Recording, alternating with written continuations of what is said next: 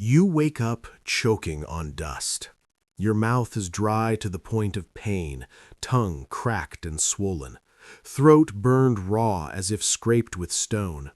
The air inside the cave is thick, unmoving, hot even though the sun has already fallen. Your chest pulls for breath that doesn't come easily. Every inhale feels shallow, useless. Somewhere deeper in the darkness, something skitters across rock, fast and close. You can't tell if it's a rat, a beetle, or something worse. Your hands fumble blindly over the cave floor, fingers brushing loose gravel, fragments of bone, a scrap of woven palm fiber that used to be a basket. You try to sit up and your vision collapses inward, narrowing to a tunnel of black. You don't know how long you've been like this. Your stomach cramps hard enough to make you fold over, ribs pressing into skin that has grown thin and tight. Hunger is no longer a sharp feeling.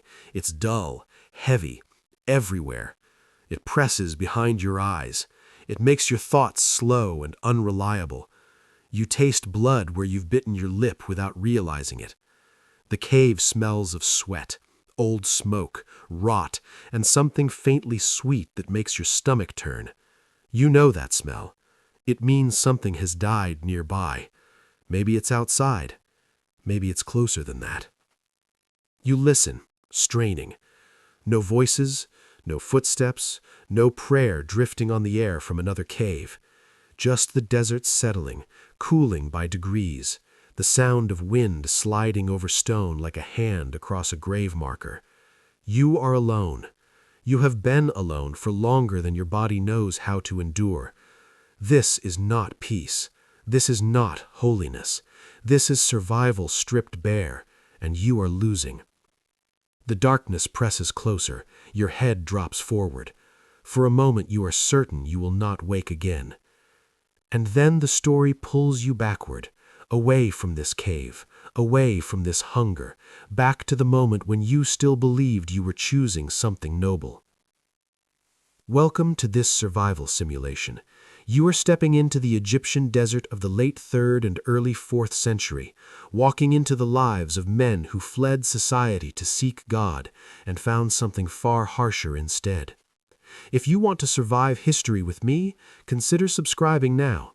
What you are about to experience moves slowly, and it does not let go easily. Now you are no longer in the cave. You are standing at the edge of the Nile Valley, where green life ends abruptly and the desert begins without apology. Behind you, fields ripple faintly in the heat, irrigated canals reflecting harsh sunlight. You can smell wet earth, dung, crushed grain. Ahead of you, there is nothing but rock, sand, and sky. The transition is so sudden it feels unnatural, as if the world has been cut in half with a blade. The sun is already punishing, even this early in the day. It presses down on your head and shoulders, heavy and constant. Sweat forms immediately, running down your spine, soaking into rough cloth. Your robe is simple, undyed, already stiff with salt from previous days of walking. Sand works its way into the seams, grinding against your skin with every step. You carry almost nothing. A small sack with dried bread hard as stone, a clay flask of water that sloshes softly, each sound a reminder of how limited it is, a wooden cross worn smooth by your fingers. That's it. No weapons, no tools worth the name. You told yourself you didn't need them. As you take your first steps into the desert, the ground changes under your feet. The soil gives way to broken limestone, flint shards, loose sand that slides unpredictably. Walking becomes work immediately. Every step costs something. Your sandals scrape and slip. Heat radiates upward from the ground, wrapping around your legs like a second sun. The air smells different here, dry, bitter, empty. There is no scent of plants, no rot, no moisture, just dust and stone and the faint metallic tang of sun-baked rock. Each breath feels thinner than the last, as if the desert is already rationing oxygen. You tell yourself this is necessary, that suffering is the gate. that comfort is a lie. You repeat the words silently, not as prayer yet, but as reinforcement. You are leaving behind a world of noise and compromise. You are walking toward truth. Hours pass, or maybe it only feels that way. Time stretches in the desert, losing shape. The sun climbs higher, bleaching color from everything it touches. The horizon trembles and bends. Rocks seem to float in the distance.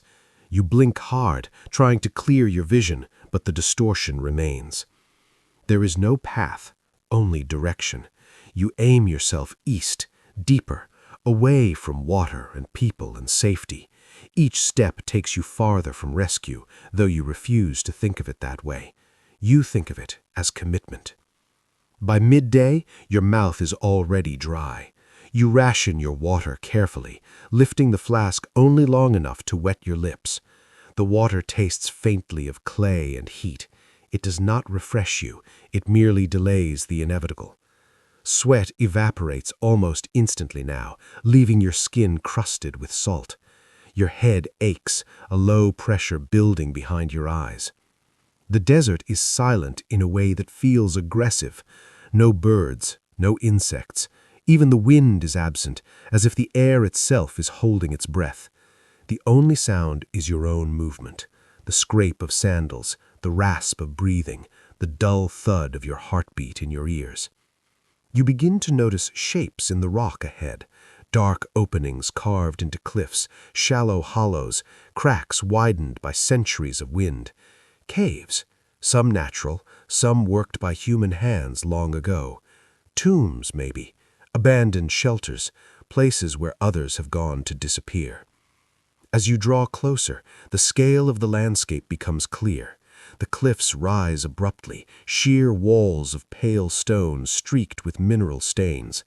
The ground at their base is littered with debris, broken pottery, scraps of cloth, animal bones bleached white, signs that others have passed through, signs that many did not leave much behind. The heat at the cliff face is worse. Stone reflects sunlight like a mirror. You press yourself into the shade of an overhang and feel a brief, deceptive relief. The rock radiates warmth into your back. It smells faintly of minerals and old dust. You slide down to sit, legs trembling, and allow yourself a longer drink of water. You feel it move into your stomach like a precious weight. You are not alone here. You know that, even if you don't see anyone yet. The desert has been drawing people like you for years now. Men fleeing debts, grief, guilt, fear of persecution, fear of themselves. Some are serious, some are desperate, some are already half broken when they arrive. You tell yourself you are different. You have prepared. You have prayed. You have chosen this. But the desert does not care why you came. As the sun begins its slow decline, the light shifts, becoming less blinding but no less cruel. Shadows stretch and sharpen. The temperature drops faster than you expect. Heat drains from your skin as quickly as it had soaked in. Your sweat chills. A faint shiver runs through you, surprising in a place that still feels like fire. You choose a cave not far from the cliff base. It is shallow but enclosed, the opening narrow enough to block most of the wind. Inside, the air smells stale. Bat droppings crunch underfoot. The floor is uneven, sloping slightly inward. You clear a space with your hands, pushing aside stones and debris, ignoring the scrapes on your fingers. As night falls, the desert reveals another face. Cold settles hard and fast. The sky darkens to an impossible black, stars burning with a sharpness you've never seen before. Without the sun, the land seems even more empty, as if stripped to bone. You wrap your robe tighter around yourself, curling against the cave wall. The stone leaches warmth from your body. Your teeth chatter softly. You eat a small piece of bread, chewing slowly, painfully. It tastes of dust and age. It sticks to your teeth. It does nothing to satisfy the hunger already forming. Sleep comes in fragments. You drift, wake, drift again. Every sound jerks you alert. A scuttle of claws, a distant howl, the whisper of wind finding its way into the cave. Your mind fills the darkness with threats your eyes cannot confirm. In the early hours before dawn, you wake fully, heart racing, certain something is watching you. You sit rigid, listening. The feeling does not fade. It presses on you, heavy and intimate. You realize then that the desert does not need to attack you to hurt you. It can simply wait. When morning comes, it brings no comfort. The sun rises quickly, burning away the cold, but replacing it with exhaustion. Your muscles ache from tension and poor sleep. Your head feels thick, slow. You step back out into the light and squint, eyes watering. This is only the beginning.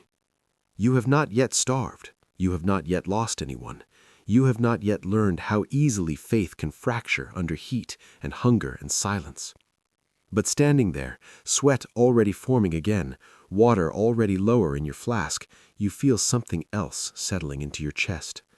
A sense that the desert has noticed you, and that it is patient. You wake before the sun, not because you are rested, but because your body refuses to stay still on cold stone any longer. The cave smells different in the dark, sharper, more alive. Your breath fogs faintly in the air, then vanishes. Your joints ache as you uncurl yourself, knees stiff, back sore from the uneven ground. When you stand, your head brushes the low ceiling, and flakes of stone drift down onto your shoulders. You freeze, listening, heart ticking faster. Nothing follows. No collapse, no movement except your own breathing. Outside, the desert is holding its breath. The sky is still black, but it is thinning, light leaking slowly into the east like blood into water. The stars fade one by one. You step out of the cave barefoot, sandals slung over your shoulder to keep the noise down. The ground is cold enough to sting, small stones biting into the soles of your feet. You welcome the pain. It keeps you present. This is how the day begins now, not with bells or voices or routine, but with awareness, with checking the sky, the wind, your body, with measuring how much strength remains before the sun takes its share. You pray standing, facing the dark horizon. Your lips move quietly. The words feel heavy, unfamiliar in your mouth, as if they belong to someone else. You expected prayer to come easily here. You expected the silence to help. Instead, it exposes every wandering thought, every doubt. Your mind keeps drifting to water, to shade, to how far the Nile must be from here. You force yourself back each time, jaw tightening. When the sun finally breaks the horizon, it does so without mercy. Light floods the desert in seconds, turning stone white and shadows black. Warmth rushes over your skin, welcome at first, then quickly too much. You slip your sandals back on and retreat briefly into the cave, gathering your few belongings. Today is about learning the land. You cannot stay inside the cave all day. You know this. You need to know what surrounds you, where the cliffs crack, where shade appears and disappears, where animals move, where death collects. The desert does not forgive ignorance. You walk slowly, deliberately, conserving energy. Every movement feels louder than it should, as if sound carries farther here. The crunch of gravel underfoot echoes in your head. You begin to recognize different textures beneath your sandals. Loose sand that shifts treacherously, solid rock that radiates heat, jagged shards that threaten to cut through worn leather. The smell of the desert changes as the sun climbs. Hot stone has a scent, dry and metallic. Dust coats the inside of your nose, your throat.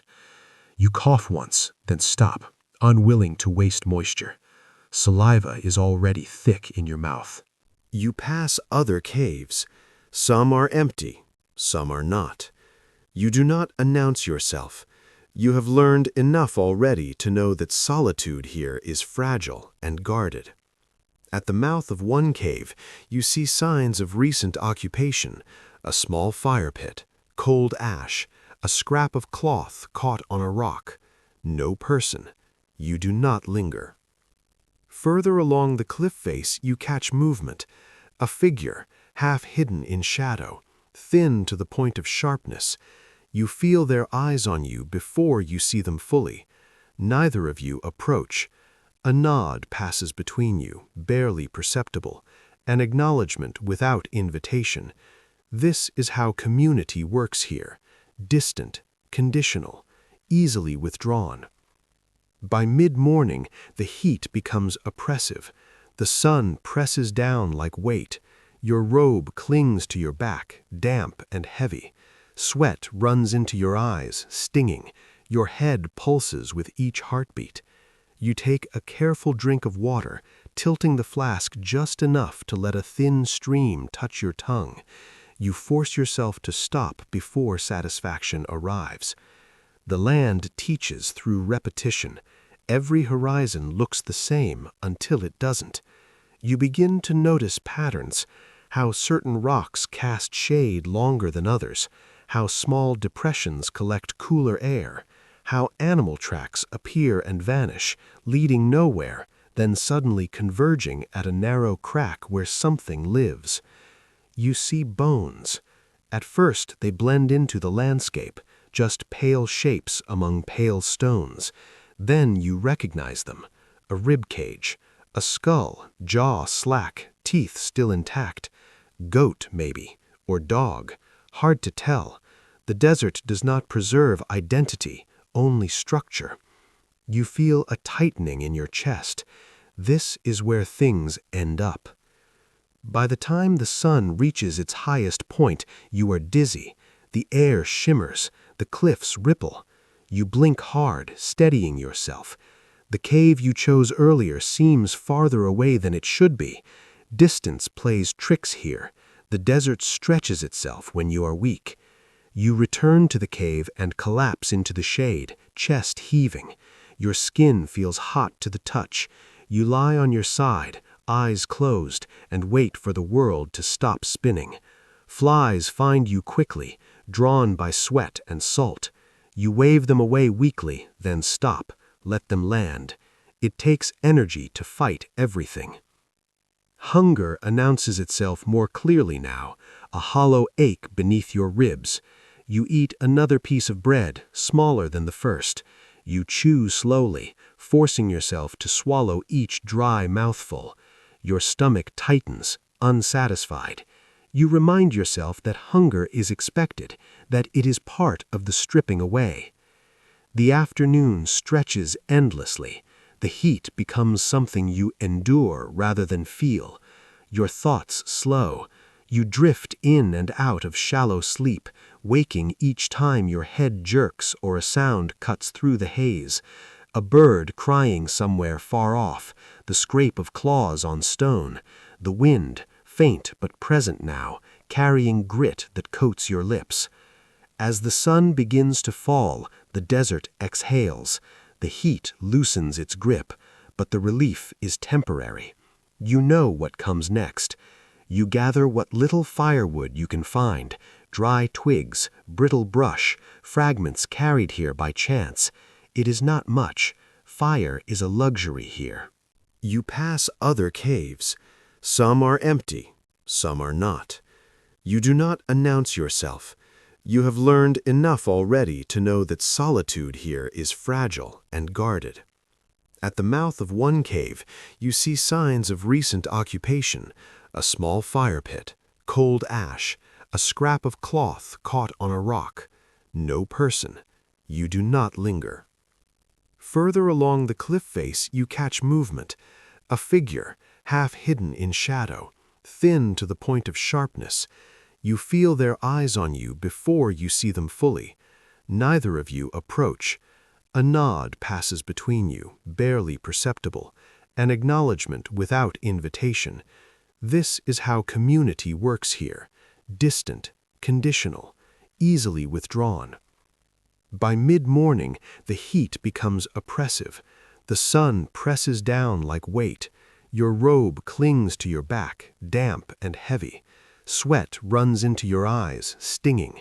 Your head pulses with each heartbeat. You take a careful drink of water, tilting the flask just enough to let a thin stream touch your tongue. You force yourself to stop before satisfaction arrives. The land teaches through repetition. Every horizon looks the same until it doesn't. You begin to notice patterns, how certain rocks cast shade longer than others, how small depressions collect cooler air, how animal tracks appear and vanish, leading nowhere, then suddenly converging at a narrow crack where something lives. You see bones. At first they blend into the landscape, just pale shapes among pale stones. Then you recognize them. A rib cage, a skull, jaw slack, teeth still intact. Goat, maybe, or dog. Hard to tell. The desert does not preserve identity, only structure. You feel a tightening in your chest. This is where things end up. By the time the sun reaches its highest point, you are dizzy. The air shimmers. The cliffs ripple. You blink hard, steadying yourself. The cave you chose earlier seems farther away than it should be. Distance plays tricks here. The desert stretches itself when you are weak. You return to the cave and collapse into the shade, chest heaving. Your skin feels hot to the touch. You lie on your side, eyes closed, and wait for the world to stop spinning. Flies find you quickly, drawn by sweat and salt. You wave them away weakly, then stop, let them land. It takes energy to fight everything. Hunger announces itself more clearly now, a hollow ache beneath your ribs. You eat another piece of bread, smaller than the first. You chew slowly, forcing yourself to swallow each dry mouthful. Your stomach tightens, unsatisfied. You remind yourself that hunger is expected, that it is part of the stripping away. The afternoon stretches endlessly. The heat becomes something you endure rather than feel. Your thoughts slow. You drift in and out of shallow sleep, waking each time your head jerks or a sound cuts through the haze. A bird crying somewhere far off, the scrape of claws on stone, the wind, faint but present now, carrying grit that coats your lips. As the sun begins to fall, the desert exhales. The heat loosens its grip, but the relief is temporary. You know what comes next. You gather what little firewood you can find, dry twigs, brittle brush, fragments carried here by chance. It is not much. Fire is a luxury here. When darkness comes, it comes fully. The temperature drops sharply. Your robe offers little protection. You huddle close to the small fire, coaxing it carefully, guarding each flame. Smoke stings your eyes and throat. It smells of dryness and scarcity. In the flickering light, the cave walls seem closer. Shadows move where they shouldn't. You tell yourself it's just the fire, just exhaustion. Still, your muscles stay tight. This is when the desert begins to speak. Not in words, in sensations. In the way silence presses against your ears until you strain to hear something, anything. In the way your own heartbeat sounds foreign, too loud. In the way memories surface uninvited, cool water poured over your hands, bread still warm from the oven, voices calling your name. You push them away. You focus on the present, on the rough stone beneath you, on the smell of smoke, on the ache in your limbs. Night deepens. The fire dies down. You let it go. Fuel is precious. You curl against the cave wall again, drawing your knees up, arms wrapped around yourself. The cold seeps in immediately. It finds every place your robe doesn't cover. Your teeth chatter.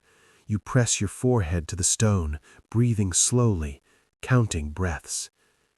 Sleep comes eventually, but it is thin and restless.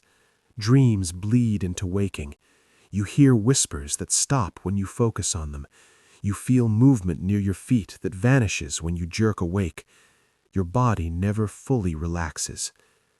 Sometime before dawn, you wake with a start, heart racing, certain you heard a voice calling your name. The cave is empty. The desert outside is silent. You sit there for a long time, listening, trying to slow your breathing.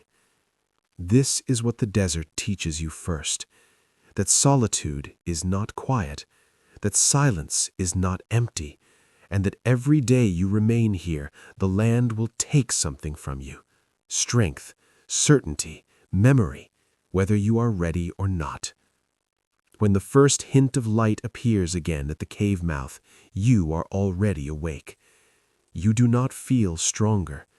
You feel watched.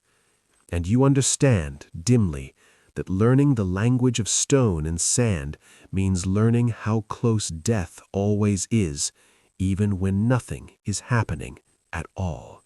You wake with grit in your teeth and a film of dust on your tongue, like the desert crawled into your mouth while you slept and settled there. The cave is dim, cold air pooling low near the floor. Your robe smells of smoke, sweat, and old stone. When you sit up, your spine protests with a sharp pull, and your stomach answers with a dull, empty twist. You don't feel hunger as a request anymore. It feels like a steady pressure, like a hand squeezing from the inside. You swallow, and your throat clicks, dry. Your water flask is lighter than it should be. You tip it and listen. Too little slosh, too much hollow. Outside, dawn spreads slowly over the cliffs. The first light turns the rock face pale and dead-looking, like bone. You step out, and the cold bites your fingers. Your breath is visible for a few seconds, then gone. You scan the horizon the way you've started doing without thinking, eyes narrowing against distance and mirage. The desert is wide, flat, and indifferent. It holds still as if nothing in it ever moves, but you know better now. You have seen tracks appear where there were none the day before. You have heard skittering in the dark. You have smelled decay on the wind and couldn't find the source. Today, you decide to move. Not far, not recklessly, just enough to test the land and test yourself. The cave is shelter, but it's also a trap. If something happens, if you get sick, if your water runs out, if a storm collapses the entrance, you will die without anyone knowing. You don't like admitting that, but the truth is blunt here. Nobody is coming unless they already know where you are. You shoulder your small sack. The bread inside feels like a stone. You run your fingers along the edge of it, feeling how little remains. Your mouth waters weakly, not from desire, but from the memory of eating without pain. You take a cautious sip of water anyway. It tastes warm already, like it's been sitting in sun, because it has. You seal the flask and force yourself not to drink more. You walk along the cliff line, keeping close enough to shade when it appears. The stone underfoot is uneven, broken into sharp plates and loose gravel. Your sandals scrape, and the sound feels too loud in the morning stillness. Every few minutes, you stop and listen, as if you expect the desert to answer back. The smell changes as the sun rises. Cold mineral air becomes hot mineral air. Dust warms. The wind picks up slightly and carries grit that sticks to your lips. You can taste the desert now, chalky, bitter, dry. Your skin begins to sweat, then the sweat evaporates and leaves salt behind. You wipe your forehead and your hand comes away damp and gritty at the same time. You pass more caves. Some are nothing but dark mouths in the rock. Others show signs of life. A line of soot above an entrance, a scatter of crushed dates on the ground, a scrap of woven matting half buried in sand. The signs are subtle, and that's the point. If you are here, you learn to hide your existence the way prey hides from predators. You feel eyes on you again. The same sensation as yesterday. Pressure, attention. You stop, turning slowly. At first, you see nothing. Then you notice a shape where the cliff wall folds inward, a recess of shadow deeper than it should be. A man sits there, still as stone. His robe is the same rough cloth as yours, but older, patched. His face is thin, cheeks hollow, beard coarse and untrimmed. His eyes track you without blinking. You do not speak. You do not step closer. Everything in you wants to ask for water, for guidance, for any proof that you're not walking into death alone. But you have already learned that asking too much is dangerous. Need makes you loud. Loudness draws attention. Attention kills. You give a small nod, slow and deliberate. The man nods back, barely. It's not welcome, it's recognition. You keep walking. A mile further, the land opens into a shallow basin between rock outcrops. The ground here is littered with shards of pottery, broken and sun-bleached. Someone once stored water here. Someone once kept grain here. Now it's just fragments, a history of need smashed and scattered. You see movement at the far end of the basin, 2 figures this time, dragging something.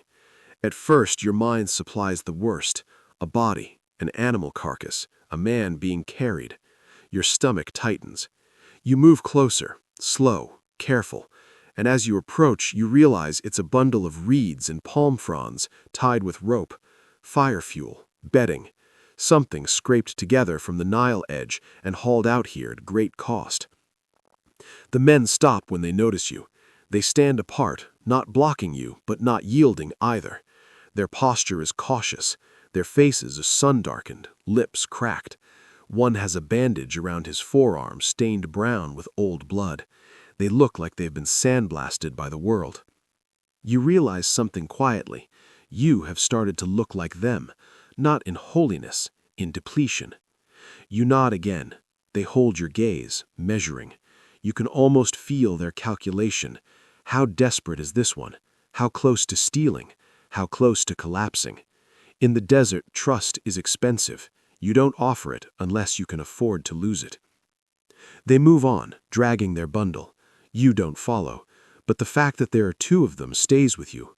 2 means they chose not to be completely alone, or they tried and failed and had to stop pretending. As the day heats, you find a narrow path that climbs along the cliff, leading to higher ground where the wind cuts stronger.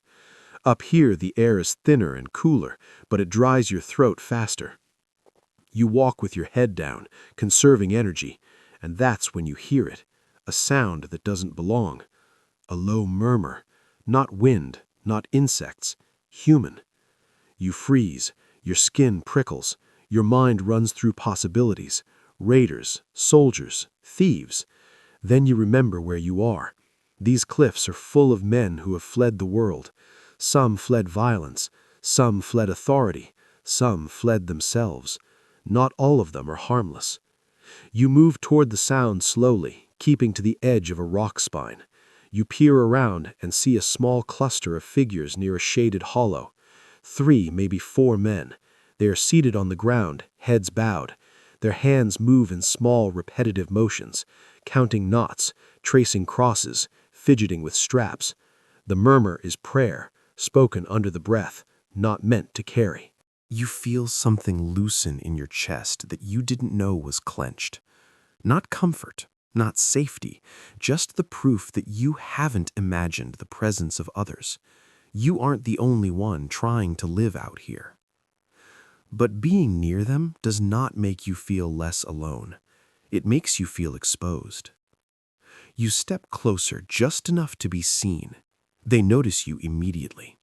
One man lifts his head and you see his eyes, bloodshot, tired, alert. Another is older, his skin wrinkled and stretched tight over bone. A third looks young, too young, with a shaved head and a bruise on his cheek that hasn't healed right. No one invites you in. No one gestures. You stand there, the heat pushing against your back, your shadow falling toward them like an intrusion. You keep your hands visible at your sides. One of them makes a small motion, 2 fingers touching his chest, then lowering. A blessing without words. An acknowledgement that you are here for the same reason, or at least claiming to be. You answer with the same motion. Your fingers feel clumsy. Your hand shakes slightly from thirst and fatigue. You don't sit. You don't speak. You simply remain for a few breaths, absorbing the scene. The smell is sweat and smoke and old cloth. The hollow has been used as shelter for a long time. Soot stains the stone above them.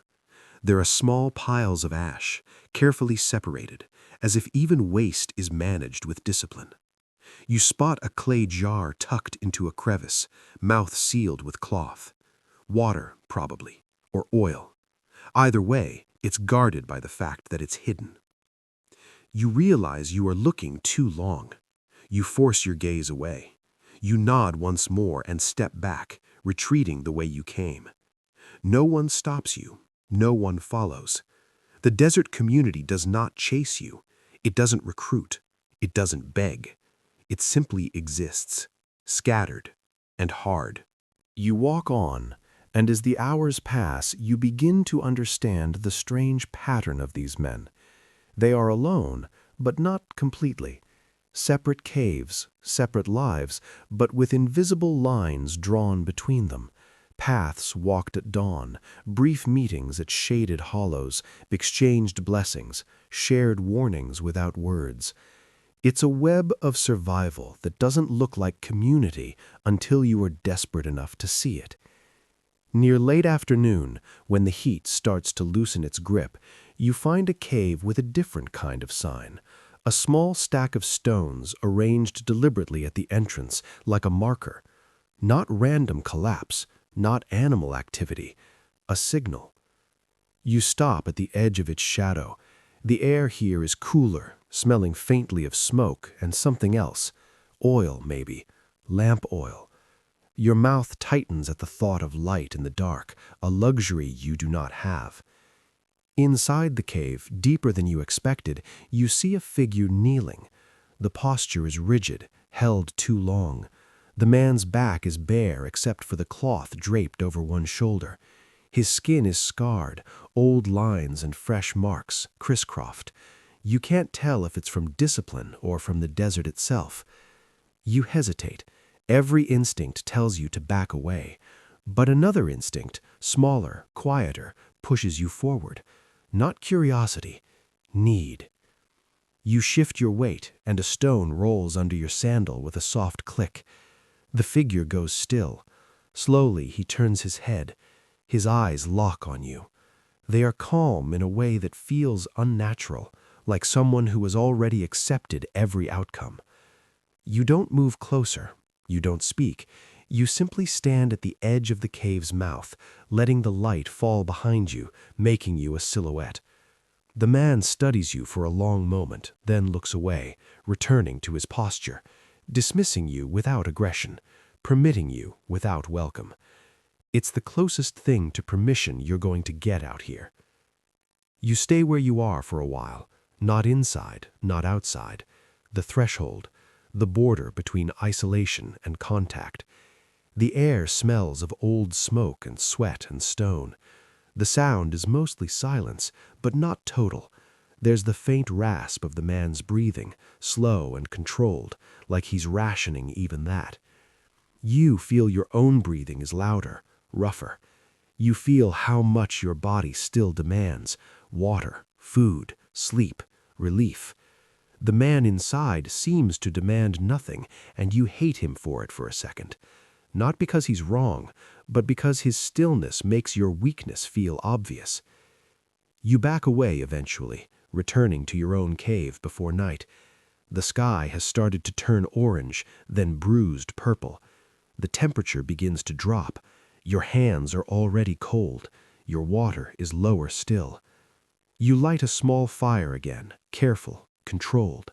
The flame flickers and throws shadows across the cave wall. Your eyes keep snagging on the shadows as if they're hiding movement. You chew a tiny piece of bread, forcing it down. It scratches your throat on the way. Your stomach cramps in response, like it's angry at being teased. In the darkness, you think about the men you saw. Not their holiness, their bodies, their injuries, their silence, their eyes. You think about how none of them looked surprised to be suffering. None of them looked like they expected reward. They looked like men who had accepted that the desert is a machine that grinds you down, and the only choice you get is whether you resist it loudly or quietly. You also think about the bruised young one, the bandaged arm, the older man's hollow cheeks. You think about the fact that they were still alive. That matters. Because tonight, as the cold deepens and the fire dies and the cave turns into a mouth of blackness again, your mind starts to do what it has been trying to do since you arrived. It starts building threats out of silence. It starts replaying sounds, imagining footsteps where there are none. It starts turning your own fear into something that feels external, something stalking you. And this time, you have a new fear layered on top of the old one.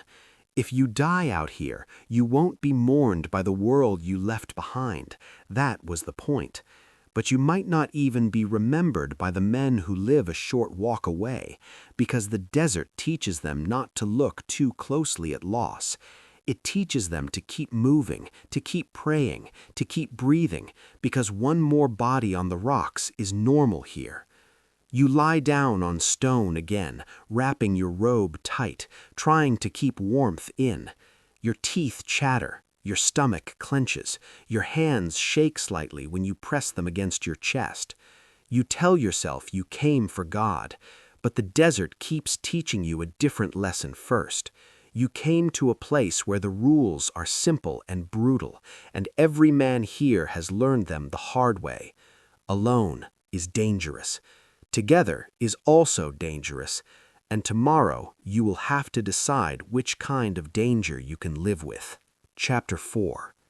You wake to the sound of stone breaking. Not a loud crack, not a clean snap, a grinding, shifting noise, like something heavy adjusting its weight. Your eyes snap open in the dark. For a moment you don't know where you are. Then the cold, the stone under your cheek, the smell of smoke and dust snap everything back into place. The cave breathes around you.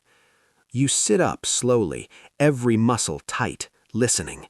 The sound comes again, gravel sliding somewhere above the entrance. Your pulse spikes. You imagine the ceiling giving way, tons of rock collapsing inward, burying you without warning. You imagine being pinned, unable to scream loud enough for anyone to hear. The sound stops. You wait longer than feels reasonable, heart hammering, counting breaths until they slow. Eventually, you tell yourself it was just the cliff settling with the night's temperature change. Stone expands, stone contracts. This land is always moving in small, lethal ways. You stand and step outside before the fear has time to deepen. The sky is pale gray, the sun not yet visible. The air is bitterly cold, sharp enough to make your eyes water. Your breath clouds in front of your face. The cliffs loom darker than the sky, massive and close, like walls closing in. Then you see it. A section of rock farther down the cliff face has collapsed. Not near your cave, but close enough that you can see the fresh break, the jagged edge where stone tore away. A scatter of rubble fans out below it. Dust still hangs faintly in the air, barely visible in the low light. Someone had a cave there. You know this immediately, the way you know things now without needing proof. You remember passing it yesterday, a shallow opening, shaded longer than most, marked faintly by stacked stones. You remember thinking it looked like a good place. You remember deciding it wasn't yours. Your mouth goes dry. You stand there, frozen, staring at the collapse as the sun finally crests the horizon. Light pours over the desert, revealing the damage fully. The rock didn't just fall outward, it fell inward too. Whatever was inside that cave is gone now, crushed or buried or sealed away. You don't move for a long time. Part of you waits for someone to come running, to shout, to dig, but the desert stays quiet. No alarm, no voices, just the wind picking up slightly, carrying dust across the rubble like a slow erasure. This is when you understand something essential. The desert does not announce disasters. It does not pause for reaction. It does not care who is watching. You approach the collapse cautiously, heart beating hard again. The ground is unstable here, loose stone shifting underfoot. You stop several paces away, unwilling to get closer. You scan the rubble for signs of movement. A hand, a foot, anything. There is nothing. No blood, no fabric, no sound. If the man inside was alive when the rock fell, he didn't have time to escape. If he was sleeping, he never woke. If he was praying, the prayer ended mid-breath. The thought makes your chest tighten painfully. You realize you don't know his name. You don't even know if he was one of the men you saw yesterday. He could have been here longer than all of you. He could have arrived last week. It doesn't matter. The result is the same. You stand there until the sun climbs higher and the cold loosens its grip. Eventually you turn away, not because you don't care, but because there is nothing you can do.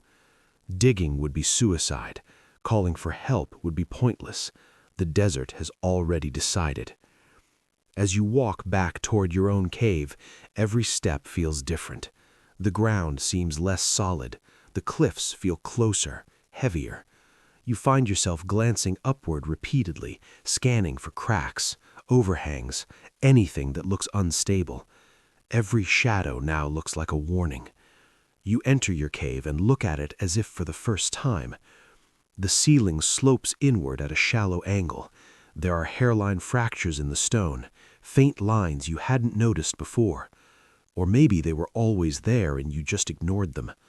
You reach up and run your fingers along one crack. Dust comes away on your skin. Your cave is not permanent. None of them are. You sit heavily against the wall, suddenly exhausted. Your stomach cramps sharply, reminding you that fear burns energy too. You take a small bite of bread and chew without appetite. It tastes like nothing. You swallow with effort. The heat builds as the morning wears on, faster than usual. Or maybe it just feels that way now that your nerves are stretched thin. Sweat breaks out along your spine. Your head begins to throb dully. You drink another careful sip of water and feel a flash of panic at how little remains. You decide to check on the others. Not to mourn, not to talk about what happened, just to see if anyone else noticed, to confirm that the collapse wasn't imagined, that you aren't alone in witnessing it. You move along the cliff line again, slower than yesterday, more cautious. You pass the basin with the broken pottery. The shards crunch underfoot, sharp and unforgiving. The sun glares off their surfaces, blinding for a moment. You squint, vision swimming. You retreat into the cave immediately, heart racing. The sound grows louder fast. Wind screams as it hits the cliffs, funneled through narrow gaps, howling like something alive. Dust pours into the cave entrance, coating everything. You cover your mouth and nose with your robe, eyes squeezed shut as fine sand finds every exposed surface. Breathing becomes work. The air fills with grit, your throat burns, your eyes water uncontrollably. You press yourself against the back wall of the cave, curling inward, making yourself as small as possible. The cave vibrates with the force of the wind. Loose stones rattle and shift around you. You hear something strike the rock outside, then another impact, debris, larger stones. You imagine another collapse, this one yours. You imagine the ceiling giving way while you're still conscious. Your heart pounds so hard it hurts. Minutes stretch. Time loses meaning. The wind does not ease. It only shifts, changing pitch, finding new angles of attack. Dust piles up at the cave entrance, creeping inward. You can taste it through the cloth, feel it grinding between your teeth. You think of the man whose cave collapsed this morning. You wonder if this storm finished what the rock started, if his body is being buried deeper even now, erased layer by layer. You wonder if this is how it ends for most people here, not in a dramatic moment, but smothered quietly by the land itself. Your muscles cramp from holding tension too long. Your head aches fiercely now, pain pulsing with your heartbeat. You feel lightheaded. You force yourself to slow your breathing, shallow but steady. Panic wastes air. Eventually, slowly, reluctantly, the wind begins to weaken. The roar fades to a harsh whisper, then to an angry sigh. Dust continues to drift for a while, settling into every crack. When you finally dare to move, your limbs feel heavy, uncoordinated. You crawl forward and peer out again. The desert looks different. Contours have shifted, small dunes have formed where there were none. Tracks are gone. The collapse site is partially buried now, its sharp edges softened by dust. The sky is a dull, hazy gray. The sun is just a pale circle behind it. You step outside and immediately cough, lungs protesting. Your eyes sting. Everything you own is coated in fine grit.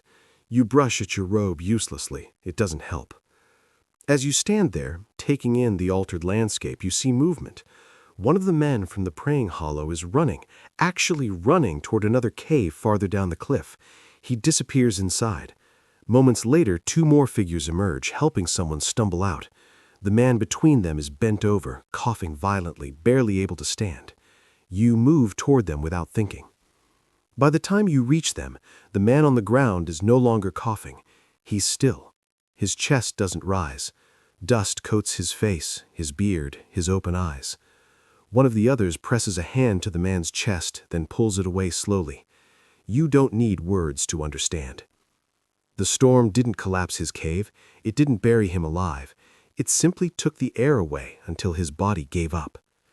You stand there, chest tight, throat burning, staring at the dead man's face. He looks smaller than he should, lighter, like something already leaving. No one cries out, no one prays aloud. The living man exchange brief looks, then begin the slow, careful work of covering the body with stones. Not a burial, just enough to keep animals away, just enough to mark that someone was here. You help, hands shaking as you lift rocks. They scrape your skin. You welcome the pain. It keeps you from thinking too much. When it's done, the desert looks the same again. No marker, no name, just stone on stone. As you walk back to your cave under the muted sun, exhaustion crashes over you all at once. Your legs feel weak. Your mouth is so dry it hurts to swallow. Your head throbs with pain and dust and heat. This is the disaster you didn't expect. Not one event, but a pattern. Caves collapse, storms suffocate, men die quietly, quickly, without warning, and the desert keeps going, unchanged. When night comes, you lie awake on stone, every muscle aching, every sense stretched thin. You no longer imagine danger, you have seen it. And you know now, with a clarity that makes sleep impossible, that living here is not about finding peace. It is about surviving long enough to understand how close the end always is. You wake with your stomach already clenched, as if it never slept. The cave is quiet in the gray light before dawn, but your body is loud. Your gut twists in on itself, tight and hollow, a deep ache that radiates outward into your ribs and spine. This is not yesterday's hunger. This is something heavier, more settled. It feels like your body has stopped asking politely and started taking what it needs from you directly. You sit up slowly. The movement sends a brief wave of dizziness through your head. The cave wall swims, then steadies. Your mouth tastes sour and dry at the same time. When you swallow, it hurts. Your tongue feels thick, swollen. You reach for the water flask without thinking, then stop yourself halfway. You lift it, shake it gently. Almost nothing. The sound is unmistakable now, a faint, mocking slosh followed by empty space. You tip it and let a few drops fall onto your tongue. They are warm, stale, barely enough to wet your mouth. You stop immediately. Your hands linger on the flask longer than they should, fingers tightening as if you could squeeze more water out by force. You can't. You sit there for a while, breathing slowly, letting the reality settle in. Food is nearly gone. Water is nearly gone. The desert is unchanged. Your body is not. Outside, the air is cold, but it doesn't refresh you anymore. It just reminds you how thin your robe is, how little protection you have left. You step out anyway, scanning the cliffs automatically, eyes flicking to cracks and overhangs. The collapse from yesterday has not moved again. The stones look settled, final. Your stomach tightens at the sight. You begin the day without eating. At first, it feels like discipline. You tell yourself this is what you came for, to deny the body, to strip it down until only faith remains.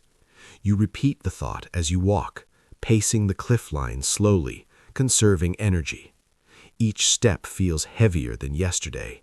Your legs are sluggish, as if the joints have rusted overnight. The sun rises, and the desert warms. Heat presses down, familiar but more oppressive now that you are running on less. Sweat comes quickly, too quickly, beading on your skin and then evaporating, stealing moisture you cannot spare. You stop walking and stand in the shade of a rock outcrop, breathing shallowly. Your mind drifts when you let it. You catch yourself thinking about food in sharp, intrusive flashes. Not elaborate meals, not feasts, simple things. A handful of dates, a piece of bread that bends instead of breaking, cool water poured slowly over your hands before you drink it. The thoughts come uninvited, vivid and persistent. You push them away, jaw tightening. You remember the men you saw yesterday, their hollow faces, their restraint. You tell yourself they endured this, you can endure this. But even as the thought forms, doubt creeps in. You don't know how long they endured. You don't know how many failed. By mid-morning, the hunger sharpens. It becomes physical in a new way. Your stomach cramps hard enough to make you bend slightly at the waist. You press a hand against your abdomen, breathing through it. Your body feels like it's folding inward, consuming itself. Your head begins to ache, a low, steady pressure behind your eyes. You decide to eat. You return to your cave and unwrap the remaining bread. It's smaller than you remember, reduced to a few hard chunks. You break off a piece no larger than your thumb. The sound is loud in the quiet cave, a dry snap that echoes off stone. You chew slowly. The bread scrapes your gums, sticks to your teeth. Your mouth produces too little saliva to help. Swallowing feels like forcing down gravel. Your stomach reacts immediately, tightening, then relaxing just enough to demand more. You don't give it more. You sit with the hunger instead, letting it pulse and spread. It feels like weakness at first. Then it feels like heat. Then it feels like something gnawing from the inside, impatient and relentless. You try to pray, but your thoughts slide off the words. They keep circling back to the same point. You are running out. The day drags. Time stretches thin, distorted by this comfort. You move less now, staying close to your cave, unwilling to waste energy wandering. The desert seems louder today, every sound exaggerated. The scrape of wind against rock, the buzz of flies that appear from nowhere, landing on your face, your lips, your eyes. You wave them away weakly, then stop. It costs too much. Your body begins to feel strange. Your hands tremble slightly when you hold them out. Your vision blurs at the edges when you stand. You feel disconnected from your limbs, as if there's a delay between intention and movement. When you sit, your heart pounds harder than it should, each beat thudding against your ribs. You realize dimly that this is not just hunger. This is the beginning of starvation. By afternoon, the heat becomes unbearable again. The cave offers little relief. The stone radiates warmth, trapping it. The air is thick and stale. You lie on your side, knees drawn up, pressing your forehead to the ground because it feels cooler there. Your thoughts grow slow and heavy. You find yourself drifting in and out of shallow sleep, waking with a start each time your stomach cramps or your head jerks. In one half-dream, you are back near the Nile, kneeling by the water's edge. You scoop water with both hands and drink deeply again and again. It tastes impossibly cold. When you wake, your mouth is bone dry, and the disappointment hits you harder than the hunger itself. Anger flares unexpectedly, not at the desert, at yourself. You think of the bread you ate earlier, the piece that now feels wasted because it didn't satisfy you. You think of how carefully you planned, how confident you were. The anger has nowhere to go, so it turns inward, sharp and corrosive. You clench your fists, nails biting into your palms. As evening approaches, you force yourself to stand. You need to move. Staying still makes the hunger louder. You walk toward the praying hollow again, hoping, without admitting it, that someone might have food or water, or at least distraction.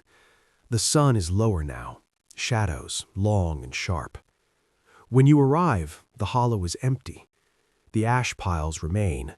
The soot stains the rock. The jar is gone. You feel a flicker of panic, irrational but intense. The hollow feels abandoned, stripped. You imagine everyone leaving at once, scattering deeper into the desert, taking what little they had with them. You imagine being left entirely alone. You sit in the shade anyway, back against the rock, breathing slowly. Your stomach tightens again, harder this time. You press your hand against it and feel how flat it is, how little there is between skin and bone now. A sound pulls your attention to the side. Footsteps, slow, uneven. You look up and see one of the men, the younger one with the bruised cheek. He looks worse than yesterday. His face is pale under the sun-darkened skin, eyes sunken, lips cracked. He carries something wrapped in cloth. He stops several paces away, watching you carefully. You don't move. You don't stand. You simply wait. After a moment that stretches uncomfortably long, he steps closer and places the bundle on the ground between you. He nudges it toward you with his foot, then steps back. Inside the cloth are a few dried dates. Not many, maybe 5. Shriveled, sticky, precious. Your breath catches before you can stop it. Your mouth fills with saliva painfully. Your hands twitch. For a second, you almost lunge for them. The instinct is sudden and animal, sharp enough to scare you. You force yourself to stay still. The man watches your face closely. You realize he is gauging you, not your gratitude, but your control, whether hunger has already stripped you too far. You nod slowly, deliberately. Acknowledgement. Thanks, without words. You do not reach for the dates yet. The man hesitates, then nods back once. He turns and leaves without another glance. You sit there staring at the dates for a long time. They are real, solid, food. You pick one up carefully. It feels soft between your fingers, tacky with sugar. You bring it to your nose without thinking and inhale. The smell is faint but unmistakable, sweet, alive. Your stomach clenches violently in response. You take a bite. The taste explodes in your mouth. Sweetness floods your tongue, so intense it almost hurts. Your jaw works automatically, chewing faster than you mean to. You force yourself to slow down, to savor it, but the hunger fights you for control. Swallowing sends a wave of warmth through your chest, brief and intoxicating. You eat a second date, then stop. Your hands are shaking. You wrap the remaining dates carefully and tuck them into your sack, away from sight, away from temptation. The act feels ceremonial, like hiding treasure. You stand slowly, legs weak, and make your way back to your cave before the light fades. Night falls quickly. The cold bites harder tonight, but you barely notice at first. The dates sit in your stomach like embers, small and fading. The hunger quiets briefly, then returns, angrier for having been teased. Your body seems confused, unsure whether relief is coming or not. You light a small fire, hands clumsy, movement slow. Smoke stings your eyes. You don't care. You sit close to the flame, staring into it, watching the fire eat what little fuel you feed it. Your thoughts drift again. You think about the man who gave you the dates. You wonder how many he kept. You wonder if he will regret the decision tomorrow when his own hunger sharpens. You wonder if this is how it starts, small acts of sharing that slowly bleed everyone dry, or if it's the only reason anyone survives at all. Later, lying on stone, you press a hand to your stomach and feel it cramp again. The sweetness is gone now. Your body wants more. It always will. Sleep comes late and poorly. Your dreams are thick with images of food and water, vivid enough to feel real. You wake repeatedly, heart racing, mouth dry, disoriented. Each time the cave presses in closer, the darkness heavier. Sometime before dawn, you wake with a new sensation. Weakness. Not fatigue, not soreness, something deeper. You try to sit up and feel lightheaded, as if the world tilts dangerously. You lie back down, breathing shallowly until it passes. You stare into the darkness, fully awake now. This is the peak of suffering you didn't anticipate. Not pain, not fear, but the slow, grinding realization that your body has limits and faith does not erase them. That hunger does not make you holy. It makes you fragile, irritable, desperate. And tomorrow, when the dates are gone, when the water is gone, you will have to decide what matters more, the rules you brought with you, or the life you are trying to keep. The desert does not judge that choice. It only waits to see which one kills you first. You wake before dawn, with your heart already racing, as if it has been running all night without you. Your mouth is open, jaw slack, tongue stuck to the roof, and when you try to swallow, there is nothing there, no saliva, just friction and pain. Your lips feel split. You run your tongue over them and taste blood. The cave is cold, but your skin is slick with a clammy sweat that doesn't match the temperature. Something is wrong. You can feel it before you understand it. You sit up too fast. The world lurches violently to the side. Stone walls tilt. The ceiling rushes toward you. You grab at the ground instinctively and hold on until the spinning slows. Your breath comes shallow and quick. Your heart hammers so hard it makes your ribs ache. For a moment you're sure you're dying right here, quietly, without drama, just your body giving up. Then it passes. Not completely. Nothing feels stable anymore, but the worst of it loosens its grip, and you're left sitting there, hunched forward, arms wrapped around yourself, breathing through your nose because your mouth hurts too much to use. The hunger is different today. It's no longer just in your stomach, it's everywhere.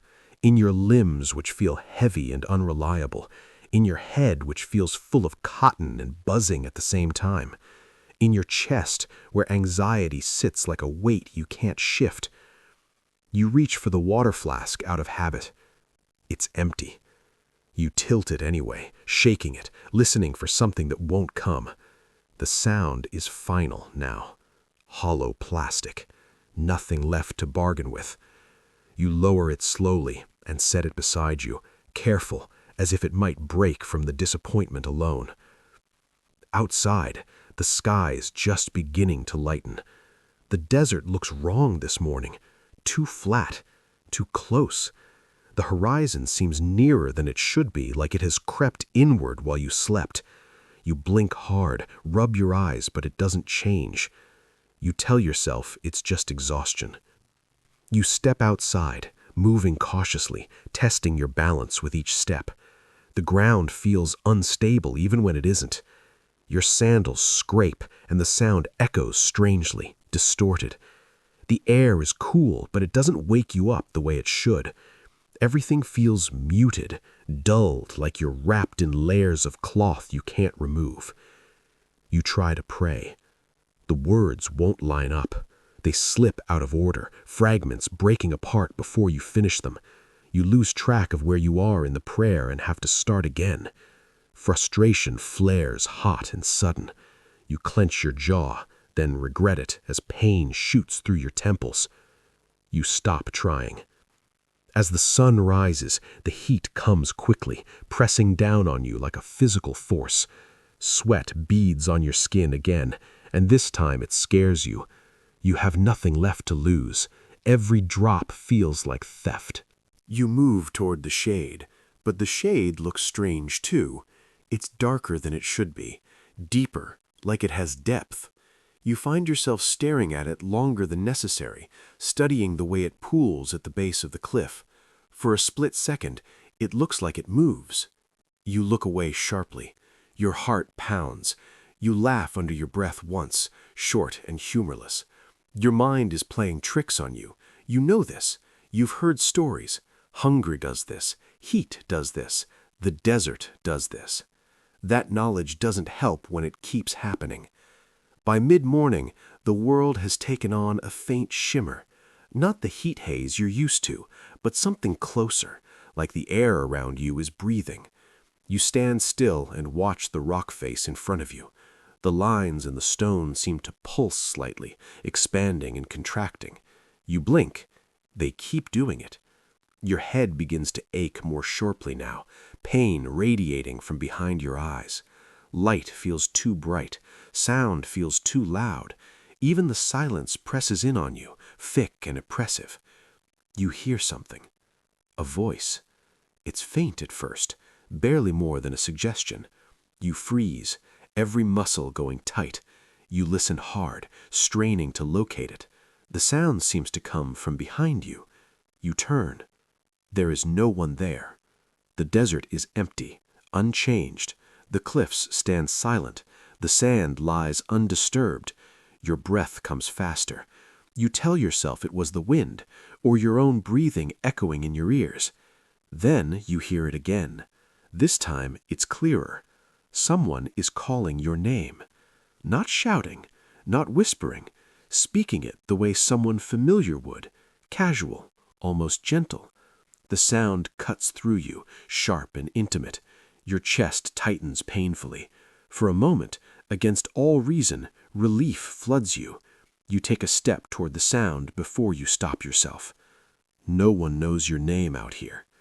The realization hits like cold water. Fear surges up, immediate and visceral. Your skin prickles.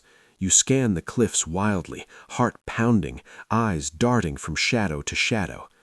The voice does not repeat itself.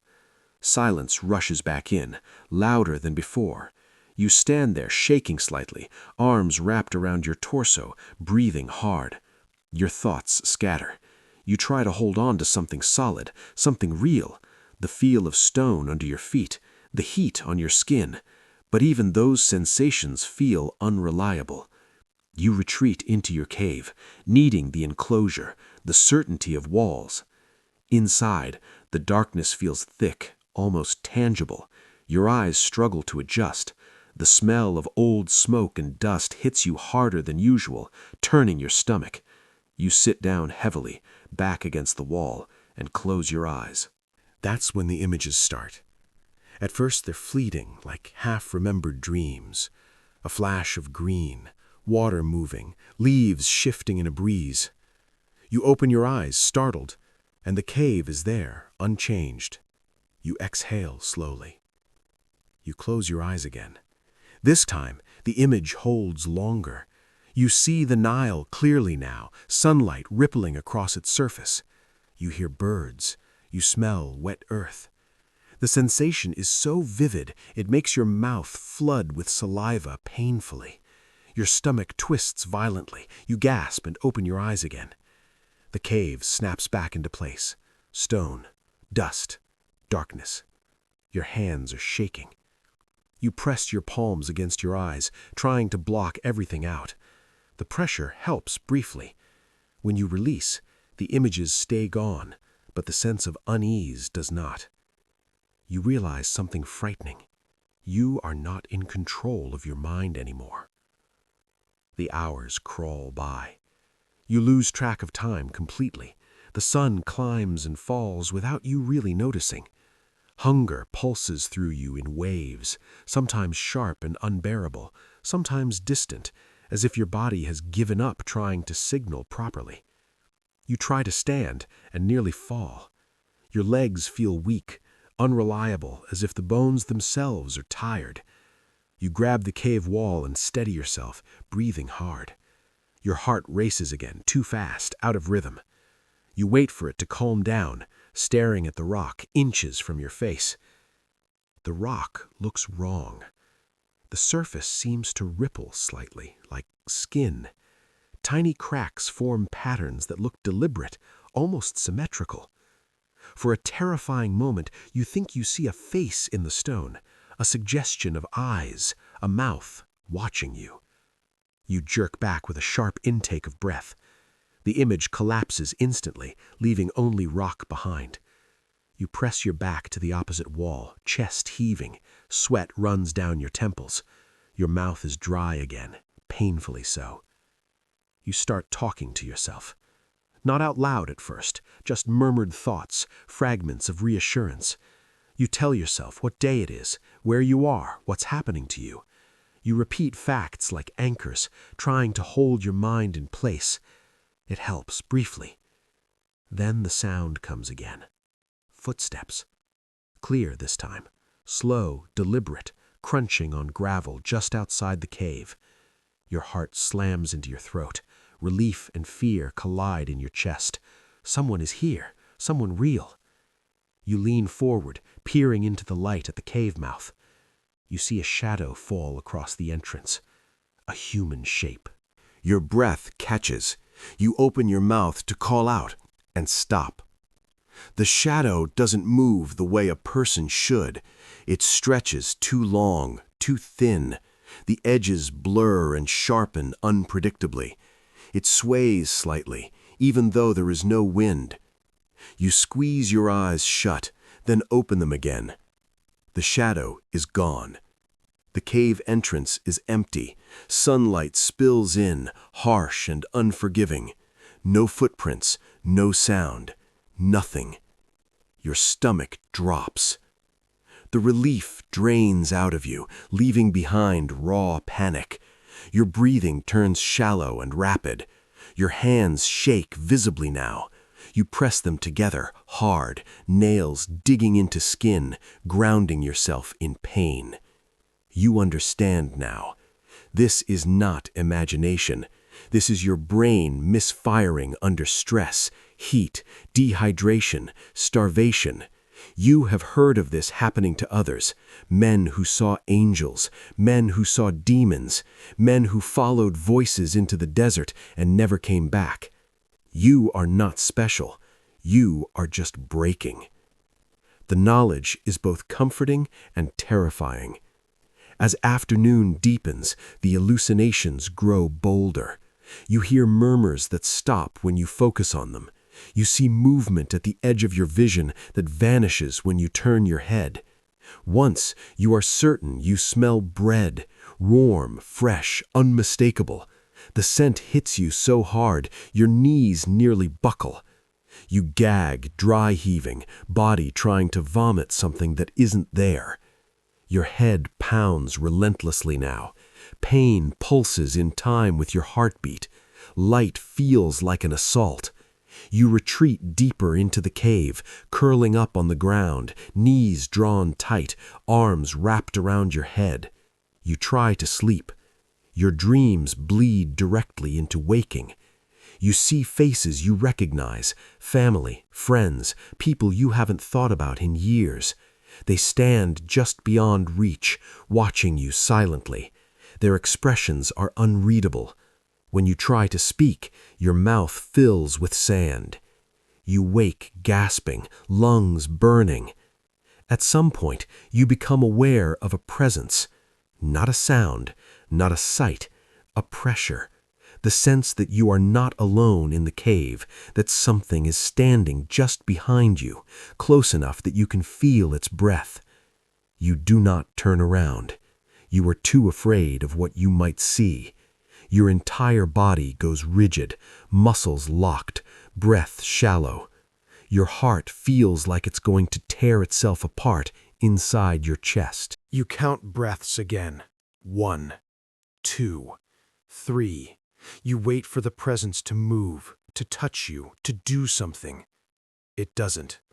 Slowly, agonizingly, the sensation fades, leaving behind cold sweat and shaking limbs. When you finally gather the courage to look, the cave is empty. You press your forehead to the stone floor and stay there for a long time. This is the day you learn the most dangerous truth of the desert. It does not need to kill you outright. It can unmake you piece by piece, body first, then mind, until you no longer know what is real enough to save yourself. As night falls, the hallucinations quiet slightly, replaced by crushing exhaustion. You are too tired to be afraid anymore, too tired to fight.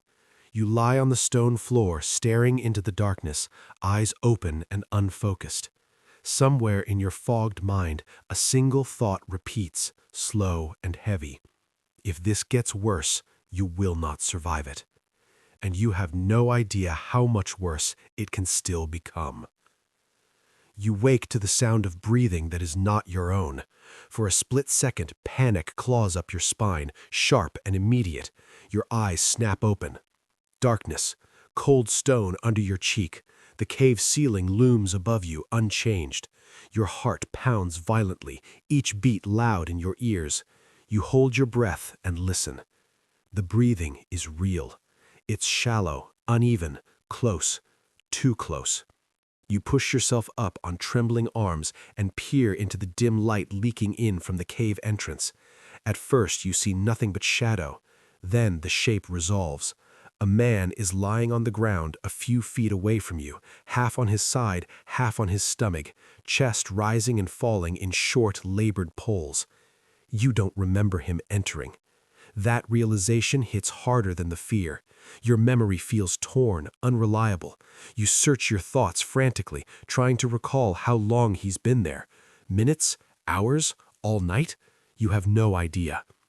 The man shifts weakly and lets out a sound that might have been a groan or might have been an attempt to speak. His face turns slightly toward the faint light. You recognize him immediately. It's the young one, the one with the bruised cheek. His skin looks wrong. Not just pale, gray, stretched tight across his face. His lips are cracked and bleeding. His eyes flutter open briefly, unfocused, then roll back. There's dried vomit crusted at the corner of his mouth. His chest rattles when he breathes. You move toward him without thinking, knees scraping stone. The motion makes your head spin violently, but you ignore it. You kneel beside him, unsure what to do, hands hovering uselessly over his shoulders. He smells terrible. Not rot, not yet. Something sour and sharp, sweat gone bad, sickness, dehydration, the smell of a body failing. You touch his arm gently. The skin is hot and dry, like sun-baked clay. He flinches weakly, eyes opening again, struggling to focus on you. His mouth moves. No sound comes out at first. You lean closer, straining to hear. His lips form a word. Maybe your name, maybe something else. You can't be sure. The sound that escapes him is a dry rasp that tears at your chest. You look around the cave desperately, as if water might appear if you search hard enough. Your flask lies where you left it, empty. Your sack holds the remaining dates, wrapped tightly, hidden like contraband. Your heart slams painfully. You understand immediately what this moment is asking of you. The man's breathing worsens. Each inhale looks like work. His chest struggles, muscles pulling hard, neck straining. He coughs suddenly, violently, body jerking. Nothing comes up. The cough ends in a choking sound that makes your stomach drop. You grab his shoulders, trying to steady him, murmuring words without meaning, sounds meant only to reassure. You don't know if he hears you. His eyes are open now, glassy, unfocused, staring past you at nothing. You unwrap the dates with shaking hands. The smell hits him immediately. His nostrils flare weakly. His tongue moves over his cracked lips. His eyes flick toward your hands, then back to your face. There's no shame there, no gratitude, just raw need. You break a date in half and press a small piece to his lips. He tries to bite. His jaw barely moves. The effort drains him visibly. You push the soft flesh gently into his mouth, praying he can swallow. For a moment, you think it worked. His throat moves once, convulsively. Then he coughs again. The date falls from his mouth, sticky and ruined, landing on the stone between you. He gasps weakly, panic flashing briefly in his eyes. His breathing turns erratic, shallow and fast. You freeze. You know this is bad. You know enough now to recognize the signs. Dehydration, heat exhaustion, starvation. His body has crossed a line. Food is not what he needs anymore. He needs water, rest, care, none of which exist here. You feel sick. Your hands shake uncontrollably as you place your palm against his chest. His heartbeat is there, but it feels wrong, too fast, too weak, fluttering beneath your skin like something trapped. He looks at you again, more clearly this time. For a moment, recognition flickers. His eyes focus. He stares at you with an intensity that makes your throat tighten painfully. His lips move again. This time you hear it. Don't. The word is barely audible, shredded by dryness, but it's there. You stare at him confused. Don't what? Don't leave? Don't let him die? Don't waste food on him? His eyes close slowly after that. His breathing stutters, pauses, then resumes in a shallow, irregular pattern. You shake him gently, calling his attention back without words. He doesn't respond. Minutes pass, or maybe seconds. Time fractures under stress. You sit there, crouched beside him, completely still, watching his chest rise and fall. Each breath is a question. Each pause feels too long. Your own breathing syncs with his without you realizing it, shallow and tight. Your hunger disappears entirely. There is only waiting. His breathing grows slower. The pauses stretch longer. At one point, you lean closer, ear near his mouth, desperate to hear the sound of air moving. His breath smells sour and hot. You feel a faint puff against your cheek. Then nothing. Your heart lurches violently. You wait. Your mind screams at you to do something, anything, but your body stays frozen. You count silently. 1, 2, 3, 4. A breath comes. Relief floods you so suddenly it almost makes you dizzy. You exhale shakily, shoulders sagging. Your eyes burn. You didn't realize you were crying until tears hit the stone beneath you. The relief lasts less than a minute. The next pause is longer. Too long. You lean in again, heart pounding, listening desperately. You put your fingers against his neck, searching for a pulse the way you've seen others do. Your fingers are clumsy, numb. You press harder, then softer. Nothing. You press your hand to his chest again. Still nothing. You wait, breath held, willing his chest to move. It doesn't. The silence is total. Not dramatic, not loud. Just the absence of something that was there a moment ago. Your body reacts before your mind does. A sharp, involuntary inhale. A sound escapes your throat, half gasp, half sob. You shake him once, harder than before, panic flaring uselessly. He doesn't move. His mouth is slightly open. His eyes are closed now, lashes dusted with grit. His face looks strangely peaceful, as if the strain has finally released him. You sit back on your heels slowly. Your hands feel empty, weightless, useless. You know he's dead. You've seen enough already to know what death looks like here. It's quiet. It doesn't announce itself. It just arrives and stays. The cave feels different immediately. Smaller, heavier. The air seems thicker, harder to breathe. The silence presses against your ears until you almost hear a ringing. You don't pray. You can't. The words won't come, and even if they did, you wouldn't know what to say. There is no miracle left to ask for, no reversal, no lesson that feels worth learning right now. You sit there with him for a long time. Your body trembles intermittently, small shudders running through you that you can't control. Hunger returns slowly, but it feels distant, irrelevant. Fear is there too, but muted, dulled by shock. Eventually, you know you have to do something. You cannot leave him like this. Animals will come. They always do. You step outside the cave, legs weak, head spinning. The sunlight is harsh, blinding after the darkness. You squint, scanning the cliffs. You need help. You need stones. You need other men. You move unsteadily toward the nearest caves, calling out softly, not shouting, but letting your presence be known. It takes time. Too much time. Your legs feel like they might fold under you at any moment. Finally, two men emerge. One of them is older. The other is the one with the bandaged arm. They see your face and understand immediately. No questions, no surprise. They follow you back to the cave in silence. When they see the body, the older man closes his eyes briefly. The bandaged one exhales slowly through his nose, jaw tightening. Neither of them kneels. Neither of them touches the body yet.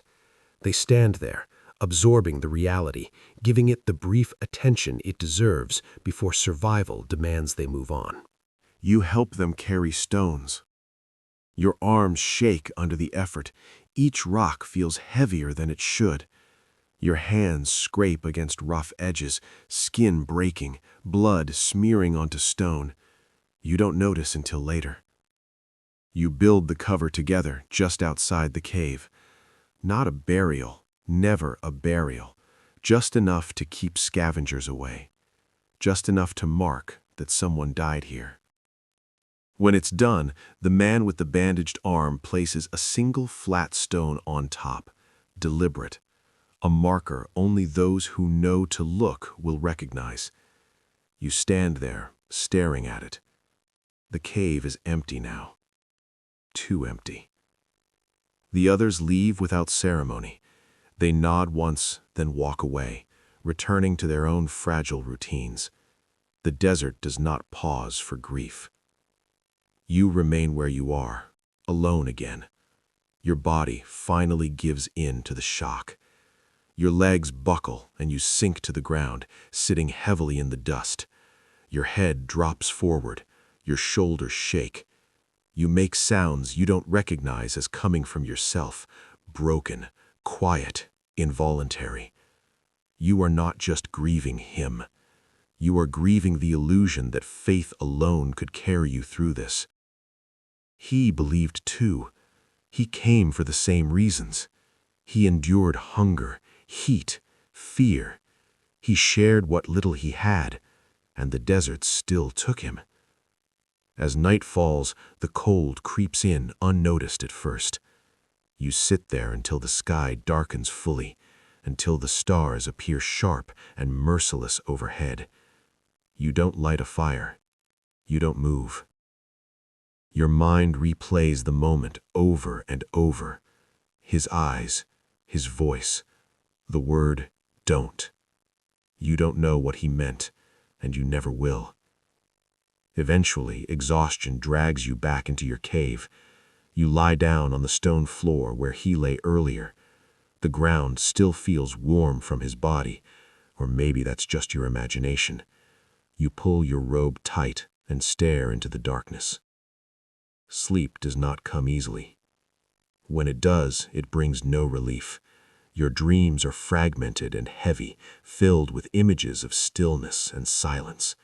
You wake repeatedly, heart racing, expecting to hear breathing beside you again. Each time, there is nothing. This is the moment something breaks inside you. Not loudly, not all at once, just a quiet fracture, like stone under pressure. You came here believing that suffering would purify you. Now you understand something far worse. Suffering does not care who you are. It does not stop because you are faithful, and it does not always leave you alive long enough to understand why it happened at all. You wake into silence that feels intentional. Not the ordinary desert quiet, the kind you've started to recognize and endure, but something heavier, more complete, as if sound itself has been withdrawn. Your eyes open slowly. The cave ceiling hangs above you, unchanged, but the space feels hollowed out, emptier than it should be. Your first instinct is to listen for breathing. There is none. The realization lands gently at first, then harder. Your chest tightens. You swallow and feel the familiar pain of dryness scrape your throat. Your tongue feels swollen again. Your lips crack when you move them. You run your fingers across your face and feel grit, salt, dried tears you don't remember crying. Your stomach cramps sharply, forcing a low sound out of you before you can stop it. The pain is deeper now, more insistent. It radiates outward, making your lower back ache. Your thighs feel weak. Hunger has moved past discomfort. It feels like damage. You stay lying down longer than you should, because standing feels dangerous today. The world feels fragile, like it might shatter if you move too fast. Your heart beats too loudly in your ears. Each pulse feels wrong, uneven. Eventually, you force yourself upright. The motion sends a wave of dizziness through you so strong you have to brace yourself against the cave wall. The stone feels cold and gritty under your palm. You press harder, grounding yourself, breathing slowly until the spinning recedes. You are alone again. The young man's body is gone. The stones you placed yesterday sit undisturbed outside the cave, catching early light. No animals have come yet. The desert respects nothing, but it moves on its own schedule.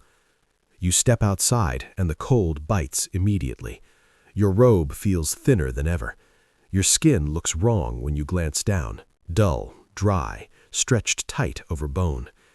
Your hands tremble faintly, even though you're not cold enough for it to make sense. You scan the cliffs automatically. Nothing.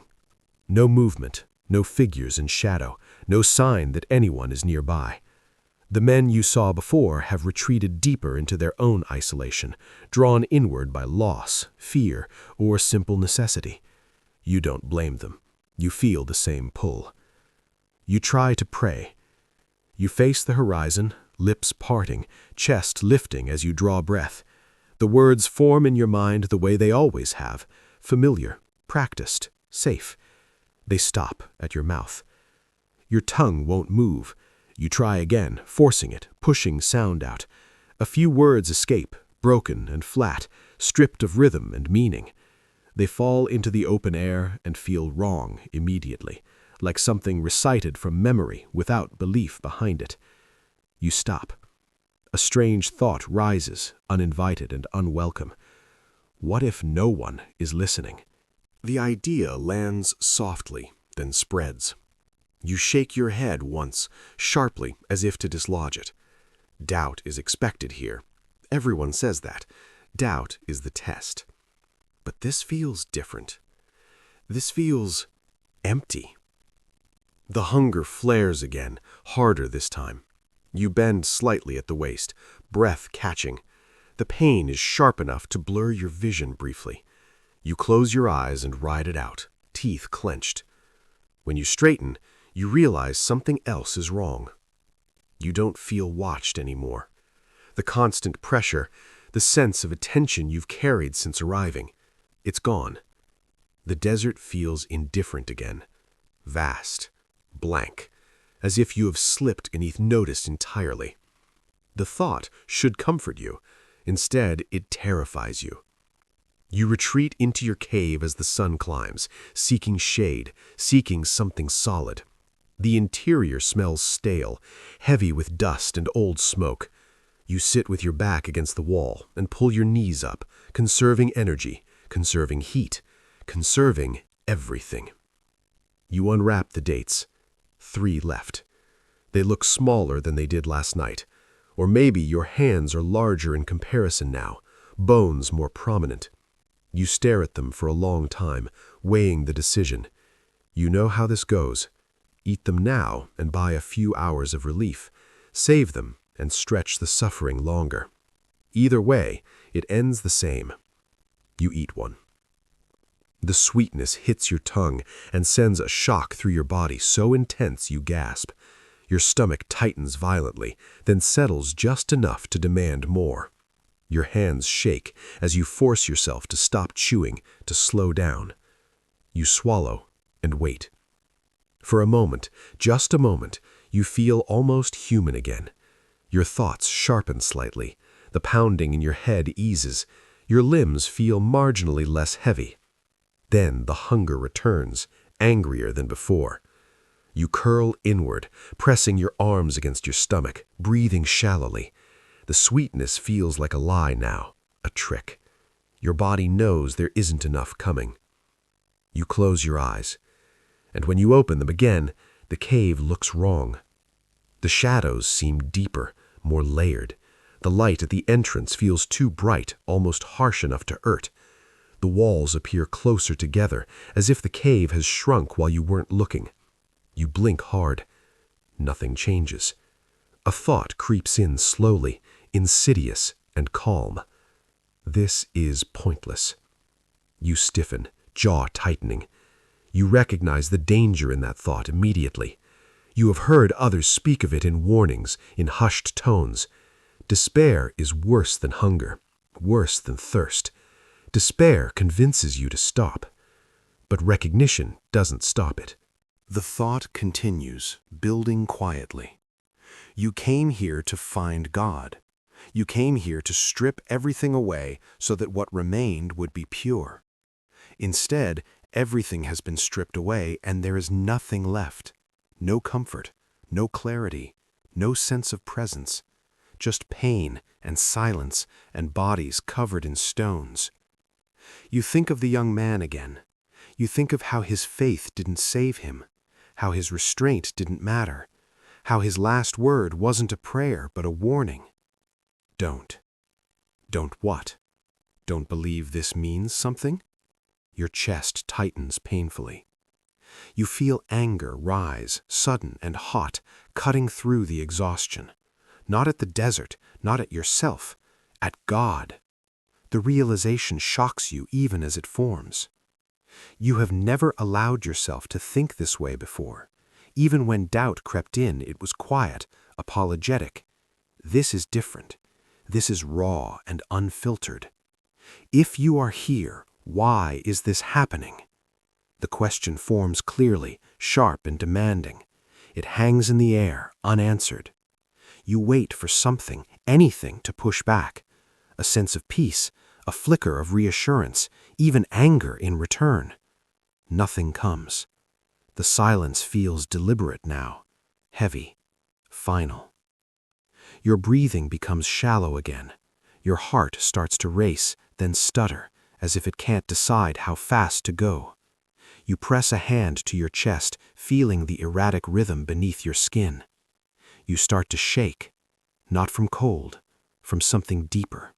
A mix of fear, rage, and exhaustion that has nowhere to go. Your teeth chatter softly. You curl tighter against the wall, arms wrapped around your head. You don't cry. You don't have the energy. Hours pass, or minutes. Time dissolves again, broken into sensations instead of sequence. Hunger, thirst, heat, cold, pain. They rotate endlessly, overlapping, blurring into one continuous state. At some point, you become aware of movement at the edge of your vision. You don't turn your head. You know better now. The hallucinations have returned, quieter but more insistent. Not vivid images this time, just suggestions, shadows where there shouldn't be shadows, flickers of motion that vanish when you try to focus on them. A voice forms in your mind. Not spoken aloud, not heard with your ears. It feels like your own thought, but smoother, calmer, more certain. You don't have to stay. The idea is intoxicating. You imagine standing up, walking away from the cave, walking until your legs give out, until the pain stops, until you don't have to decide anything anymore. You imagine lying down in the open desert and letting the sun or cold finish what hunger started. The thought brings a wave of relief so strong, it scares you. You recognize this too. This is the edge. You dig your fingers into the stone beneath you, nails breaking, pain flaring sharp and grounding. You welcome it. You cling to it. You force yourself to breathe through it, counting again, anchoring yourself to something physical. You are not ready to die. The realization surprises you. Even now, especially now, some part of you still wants to live. Not for holiness, not for answers, just to keep breathing, to see another dawn, to avoid becoming another anonymous pile of stones. That desire feels small and stubborn and almost embarrassing. It's also the only thing you have left. As the sun begins to fall, the cave cools rapidly. The heat drains away and leaves you shivering, muscles tight and aching. You eat the second date without ceremony, barely tasting it this time. Your body absorbs it greedily, then demands more. There is no more. Night comes quickly. The stars emerge, sharp and unforgiving. You lie on your back, staring at them through the cave mouth, eyes unfocused. The sky feels enormous. You feel impossibly small beneath it. The thought returns, quieter now. Maybe you misunderstood everything. Maybe the desert isn't a place where God speaks. Maybe it's just a place where people go to suffer and call it meaning because the alternative is too empty to face. The idea doesn't feel blasphemous anymore. It feels plausible. You turn onto your side, curling inward to conserve warmth. Your body aches everywhere now. Your joints feel stiff. Your head throbs faintly. Your mouth is so dry it feels swollen shut. Sleep comes in fragments again, shallow and restless. Your dreams are dim, drained of color. No rivers, no voices, just endless stone and open sky. When you wake briefly in the night, disoriented, the sense of abandonment settles over you fully. Not just physical abandonment, spiritual. You feel cut off, isolated, as if whatever connection you believed you had has been severed completely, leaving you alone inside your own suffering. This is the moment faith stops feeling like a refuge. It feels like an unanswered call echoing into nothing. And as you lie there, breathing shallowly in the dark, one truth becomes painfully clear. If something doesn't change soon, if someone doesn't come, or rain doesn't fall, or strength doesn't return, you will not make it. And for the first time since you arrived in the desert, you are no longer sure anyone is watching. You wake because your body decides you must, not because you are rested, not because the pain has eased. You wake because something inside you refuses to stop yet, even though everything else has slowed to a crawl. Your eyes open reluctantly. The cave is dim, the light outside flat and colorless, as if the sun itself is exhausted. Your mouth is open again, dry, swollen. When you try to swallow, your throat spasms uselessly. Your tongue feels too large for your mouth, thick and numb. You move it and taste dust, blood, something bitter you can't identify. You try to sit up. Your body doesn't respond the way you expect. There is a delay, like a signal traveling through a damaged wire. When you finally move, it's clumsy and weak. Your arms shake under your own weight. Your head swims violently, and you have to stop halfway upright, breathing shallowly, heart racing in short, uneven bursts. This is different from yesterday. Yesterday, you were suffering. Today, you are failing. You wait for the dizziness to pass. It doesn't fully. The world steadies just enough for you to function, but everything feels slightly tilted, unreliable. The cave walls seem farther away than they should be. The entrance stretched wider, brighter. Light hurts your eyes now. You squint, blinking rapidly, but it doesn't help. Your stomach cramps again, sharp and deep. The pain folds you inward, a low sound escaping your throat before you can stop it. Your body curls automatically, protecting itself from something that is happening entirely inside. You realize, distantly, that hunger has stopped feeling like hunger. It feels like damage being done. You reach for the dates without thinking. There is one left. You stare at it in your palm for a long time. It looks small, insignificant. You know what will happen if you eat it. You will feel better for a few minutes, maybe an hour. Then the drop will be worse, steeper, more dangerous. You also know what will happen if you don't. Your hand shakes. You eat it. The sweetness barely registers this time. Your tongue feels dulled, as if coated in wax. You chew mechanically, forcing the sticky flesh down your throat. Your stomach tightens painfully, then relaxes just enough to make you acutely aware that it is now completely empty again. That was the last food you have. The thought lands with surprising calm.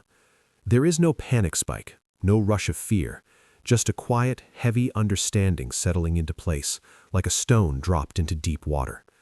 You sit there for a while, breathing slowly, letting it sink in. You are at the edge now. You stand unsteadily and step outside. The desert looks the same, endless, pale, indifferent. The cliffs loom as they always have. The collapse site is still there, half buried and forgotten. The stone marker for the young man catches the light briefly, then disappears as a cloud passes over the sun. No one is moving. No figures in the distance, no sound of prayer, no footsteps. The men you glimpsed days ago have withdrawn completely, deeper into their own caves, deeper into themselves. Or they've left, or they've died. You can't tell. Your legs feel weak beneath you, muscles trembling as you stand. You take a few careful steps and feel your balance wobble dangerously. Your heart races again, pounding too fast, then skipping, as if it's unsure how much effort it can afford. You lean against the rock face, pressing your forehead to the cool stone. For the first time since you arrived, the thought forms clearly, without drama. You might not survive this. Not as a fear, as a fact. Your body is running on nothing now. No reserves, no margin. The hallucinations have quieted, but that doesn't feel like improvement. It feels like exhaustion so deep, even your mind has stopped fighting. You push away from the rock and start walking. Not toward the praying hollow, not toward the other caves, away from them. You don't consciously decide where you're going. You just move, slow and unsteady, drawn by the idea of open space. The desert floor crunches softly under your sandals. Each step feels heavier than the last. Your breath is shallow, controlled, careful, as if you're rationing air now too. The sun climbs. Heat settles onto you again, but it feels distant, muted. You are aware of it intellectually, but your body doesn't react the way it should. Sweat barely forms. Your skin feels dry and tight, stretched over bone. Your vision starts to narrow. The edges of the world darken slightly, pulsing in and out. You stop walking and stand still until it passes. When you try to move again, your legs wobble dangerously. You catch yourself, heart hammering, and lower yourself carefully to the ground. Sitting feels safer. You sit on a flat stone and stare out at the open desert. The horizon shimmers faintly, heat bending it into something unreal. For a moment, it looks like water, a wide, flat river stretching endlessly away from you. You know it isn't real. The knowledge feels distant, unimportant. Your thoughts slow. They no longer race or spiral. They drift, disconnected. You think about small, irrelevant things, the sound of sandals on stone, the smell of smoke from your first fire, the way the young man's eyes looked just before he died. You think about the city you left behind. Faces blur together, names feel heavy and hard to retrieve. You stop trying. A strange calm settles over you. It's subtle at first, then unmistakable. The constant tension you've been carrying, the fear, the hunger, the anger, loosens its grip. Your muscles relax slightly. Your breathing slows. Your heart still beats too fast, but it doesn't feel as urgent. You recognize this sensation. You have heard warnings about it. This is what happens when the body starts to give up. The calm is not peace, it is surrender. You lie down without fully deciding to. The stone is warm beneath you. You stretch out on your back, staring up at the sky. The blue looks washed out, pale.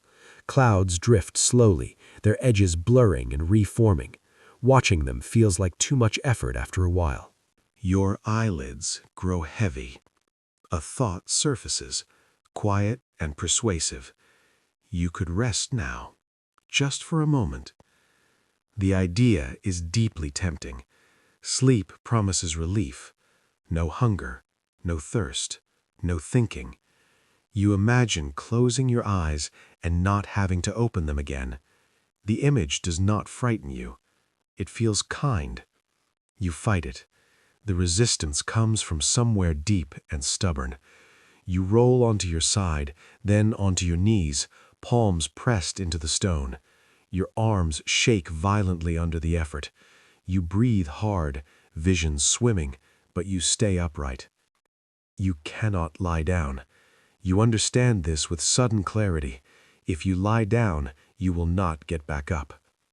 The realization snaps something into focus. Fear flares again, sharp and urgent, cutting through the fog. You push yourself to your feet, swaying dangerously, and start moving again. Toward what you don't know. Toward anything that isn't still. Your steps are slow, uneven. You stumble more than once, catching yourself at the last second. Each correction sends a jolt of pain through your legs. Your heart feels like it might tear itself apart inside your chest. Your breathing becomes labored. Air feels thin, insufficient. You find yourself gasping after just a few steps. You stop frequently, bending forward, hands braced on your knees, waiting for the pounding in your head to ease. The desert stretches endlessly in every direction. You realize something with a cold clarity that cuts through everything else. If no one finds you soon, this ends today. The thought is not dramatic, it is practical. Your body cannot last another night like this, maybe not another hour. You are out of options, out of reserves, out of plans. You turn slowly, scanning the horizon. Your vision blurs again, worse this time. Dark spots dance across your sight. You blink hard, rubbing your eyes with shaking hands. When you lower them, the world swims and tilts. Then you see something. At first you think it's another hallucination, a dark shape against the pale stone, too distant to make out clearly. You squint, heart hammering, forcing your eyes to focus. The shape moves. Your breath catches painfully in your throat. It could be a man. It could be an animal. It could be nothing. You stand there, swaying, staring with everything you have left. The shape resolves slightly as it shifts position. Upright, two-legged, slow. Hope surges so suddenly it almost knocks you over. You try to shout. No sound comes out. Your throat closes around the effort, producing only a dry rasp that barely leaves your mouth. Panic flares. You try again, forcing air out, pushing past the pain. Help. The word is shredded, barely audible even to you. You swallow and try again, louder this time. The sound that comes out is hoarse and broken, but it exists. You lift one arm weakly and wave it, the motion clumsy and uncoordinated. Your shoulder screams in protest. Blackness creeps in at the edges of your vision. The shape stops. For a terrifying moment, it doesn't move again. You feel your knees give slightly. You fight to stay upright, breathing hard, chest heaving. You keep your arm raised even as it trembles uncontrollably. Then the shape starts moving toward you, slowly, deliberately. Your heart slams against your ribs, hope and fear tangling together painfully. You don't know who it is. You don't know if they will help you. You don't know if you're imagining it. You take one step forward and nearly collapse. You catch yourself at the last second, dropping to one knee. Pain flares, sharp and grounding. You welcome it. It keeps you conscious. You stay there, kneeling in the dust, arm raised weakly, vision fading in and out. This is the edge of endurance. Not heroic, not holy, just a body pushed past what it can bear, clinging to the smallest possibility of survival. If the figure reaches you, you live. If it doesn't, you won't have the strength to stand again. You remain there, breathing shallowly, waiting, as the desert watches without expression. And for the first time since you walked into this place, your fate is no longer in your hands at all. You are still kneeling when the sound finally reaches you. Footsteps, not imagined this time, not distorted by hunger or heat. Real, uneven steps crunching against stone and sand. Your head lifts weakly, neck protesting, vision swimming. The shape in front of you grows larger, resolving slowly, painfully, as if your eyes are fighting to stay open long enough to understand it. A man, older than you thought, wrapped in a robe darker than yours, stiff with age and dust. His movements are careful, practiced, conserving energy. He stops several paces away and looks at you without rushing forward. His eyes are sharp, alert, scanning your posture, your breathing, the way your arm trembles in the air. You try to speak again. Your mouth opens, but the effort costs you everything. A sound escapes, thin, cracked, barely human. Your arm drops. Your balance goes with it. The world tilts violently, and you feel yourself falling forward, hands failing to catch you in time. You hit the ground hard. The impact knocks the breath from your lungs in a sharp burst of pain. Stone scrapes your cheek. Your vision explodes into white and black. For a terrifying moment, you think this is it, that you pushed too far, held on too long. Then hands grab your shoulders, strong, solid, real. The sensation is overwhelming. Your body reacts before your mind can catch up.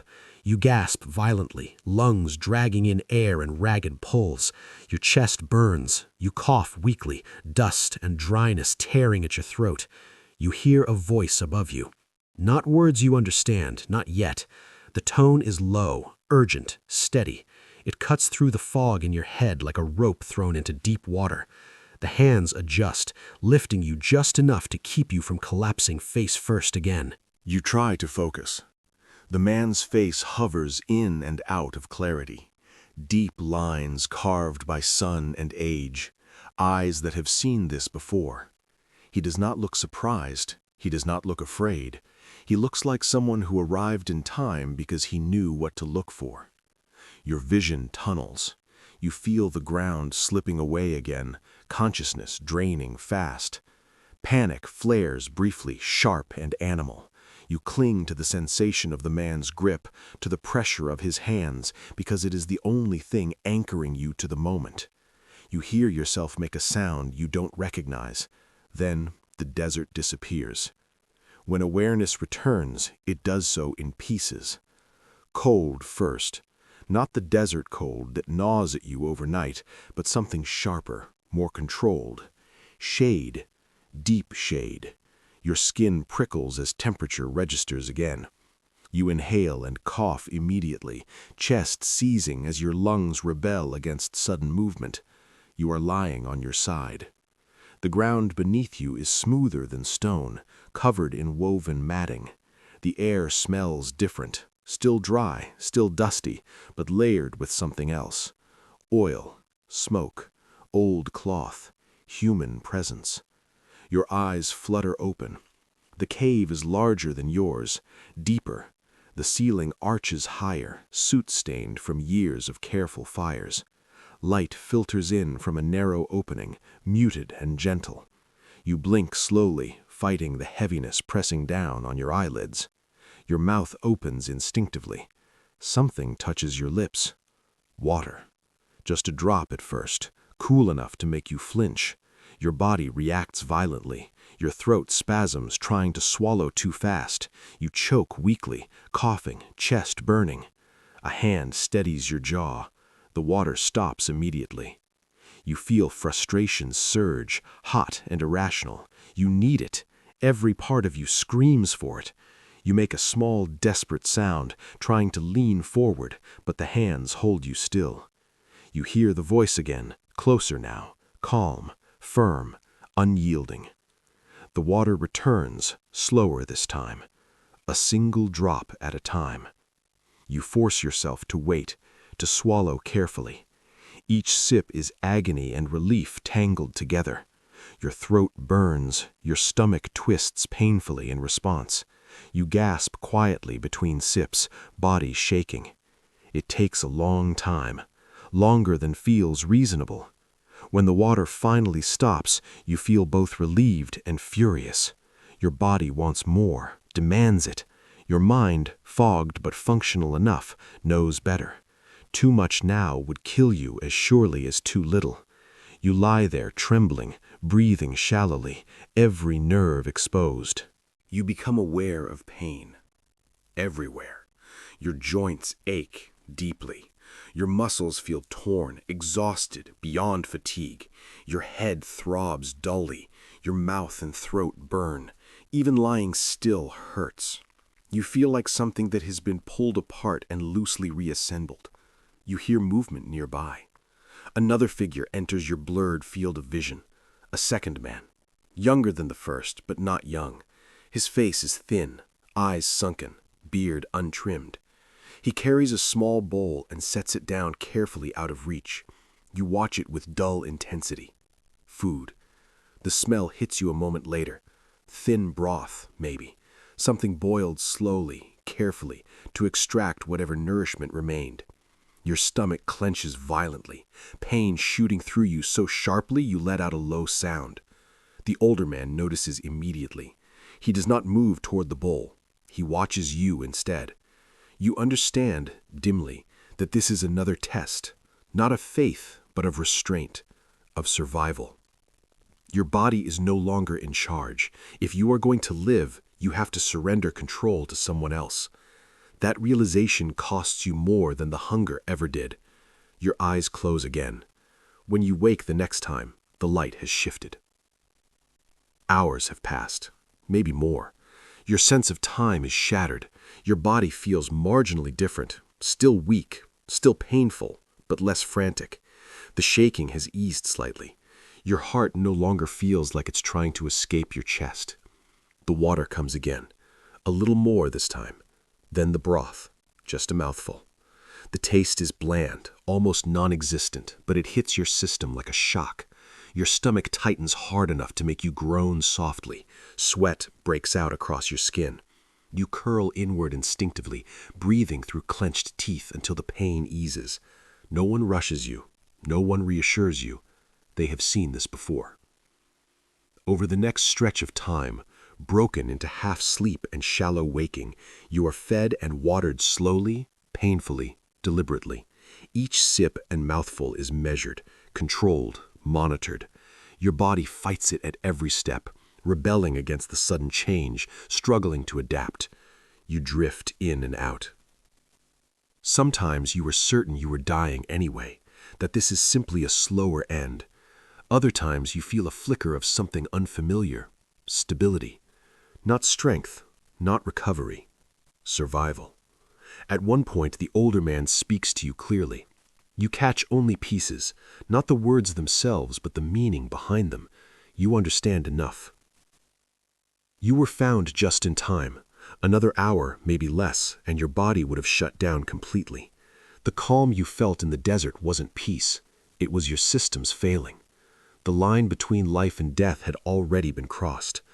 You lie there, staring at the cave ceiling, absorbing that. You didn't endure your way out of this. You were rescued.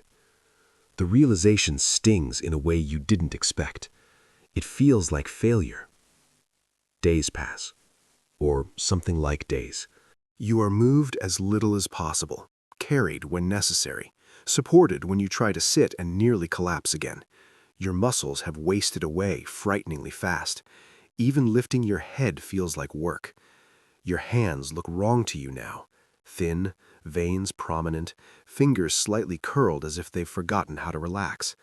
Your mind clears slowly. With clarity comes memory. The young man's face, the cave, the hunger, the voice calling your name, the calm at the edge, the willingness to lie down and stop. Shame washes over you unexpectedly, not because you wanted to die, because part of you was relieved by the idea. You keep that thought to yourself.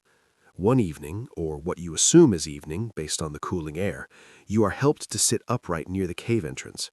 The light outside is soft, the sky pale and wide. The desert stretches out beyond the shade, unchanged, endless. You look at it differently now, not with awe, with something closer to fear.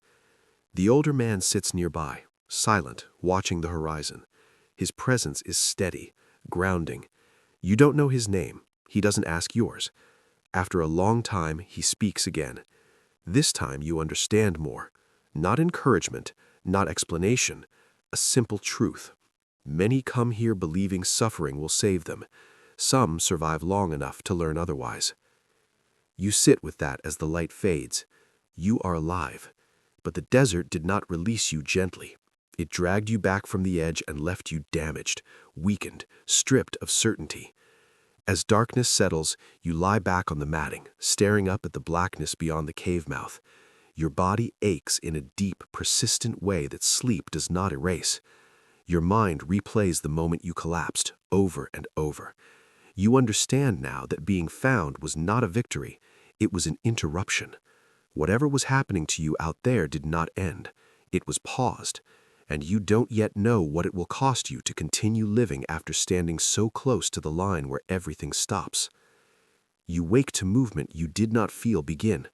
Hands lift you carefully, deliberately, as if your body is something fragile and easily broken. For a moment, panic flares, sharp and automatic, but it fades quickly when you realize the pain does not spike. Whoever is touching you knows what they are doing. Your muscles remain slack, unwilling or unable to resist. You are being carried. The realization settles slowly. You feel the sway of motion beneath you, the uneven rhythm of steps on stone. The world shifts in fragments, light through half-lidded eyes, shadow sliding across rock walls, the sound of breathing that is not your own. You do not try to speak. You do not try to help. Even lifting your head feels impossible. Your body has learned a new rule. You no longer decide. The cave you wake in next is not the one you collapse into. This one smells different, cleaner somehow. Still dry, still dusty, but layered with the steady scent of oil and old fire. The ceiling is higher. The walls are marked with soot and long, dark arcs, evidence of years spent carefully keeping flame alive without letting it consume too much. This place is lived in, maintained, survived in. You are laid down slowly on woven matting. The fibers press against your skin, rough but forgiving compared to stone. Your body sinks into it with a heaviness that surprises you. You feel every ounce of your own weight, every hollowed space beneath skin. When you open your eyes fully, the light is low and steady. The older man is there again, sitting near the entrance, back straight, posture relaxed but alert. He does not watch you constantly. He watches the desert. You realize that's part of how he stayed alive, never letting the land out of his attention, even while tending to you. Another man moves quietly behind him, tending a small fire. The flame is minimal, controlled, just enough to heat a pot suspended above it. No wasted motion, no wasted fuel. You try to swallow, It still hurts, but not the way it did before. The pain is sharper now, more localized. Healing pain. Damage knitting itself together slowly and badly. Your throat feels raw, scraped. Your tongue feels swollen, but functional. When you breathe, the air no longer burns all the way down. You are aware of your body again. That alone is exhausting. They give you water in drops again, then small sips. Your stomach rebels less violently this time, though it still cramps in protest. You grit your teeth and endure it, learning the rhythm. Sip, pause, breathe, wait. The days, because it becomes clear there are days now, pass slowly. You are not allowed to do much, not because you are restrained, but because your body refuses. Each attempt to sit fully upright sends a wave of weakness through your limbs. Your arms tremble when you lift them. Your legs feel distant, unreliable, like they belong to someone else. You are washed. The sensation shocks you more than anything else so far. Warm water touches your skin, wiping away layers of dust, sweat, dried blood. Your body reacts with embarrassment first, then relief so deep it almost hurts. You did not realize how filthy you had become. You did not realize how much of yourself you would abandon just to keep going. When the cloth moves across your shoulders, your back, your ribs, you see how thin you are now. Bones stand out sharply. Skin clings where it shouldn't. The sight makes your chest tighten. This is not what you imagined endurance would look like. This is not what holiness looks like. Food comes slowly. Thin broth at first, then slightly thicker, a few softened grains.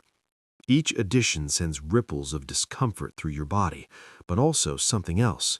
Strength. Faint and unreliable, but real. Your thoughts sharpen incrementally. The fog lifts just enough for memory to return in clearer shapes, and with memory comes weight.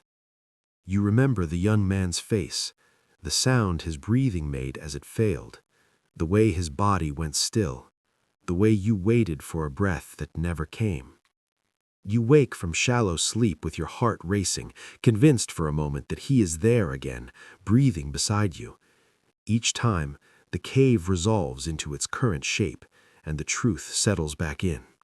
He is gone. You survived. The difference feels arbitrary and cruel. As your strength returns in pieces, so does something else. Fear. Not the sharp, immediate fear of hunger or thirst. This fear is quieter, deeper. It sits in your chest and does not move. It whispers questions you don't want to answer. Why you? Why now? What does it mean that you were carried out when others were not? The men do not ask you questions. They do not ask why you came. They do not ask what you believe. They do not ask what you saw or heard when your mind began to fracture.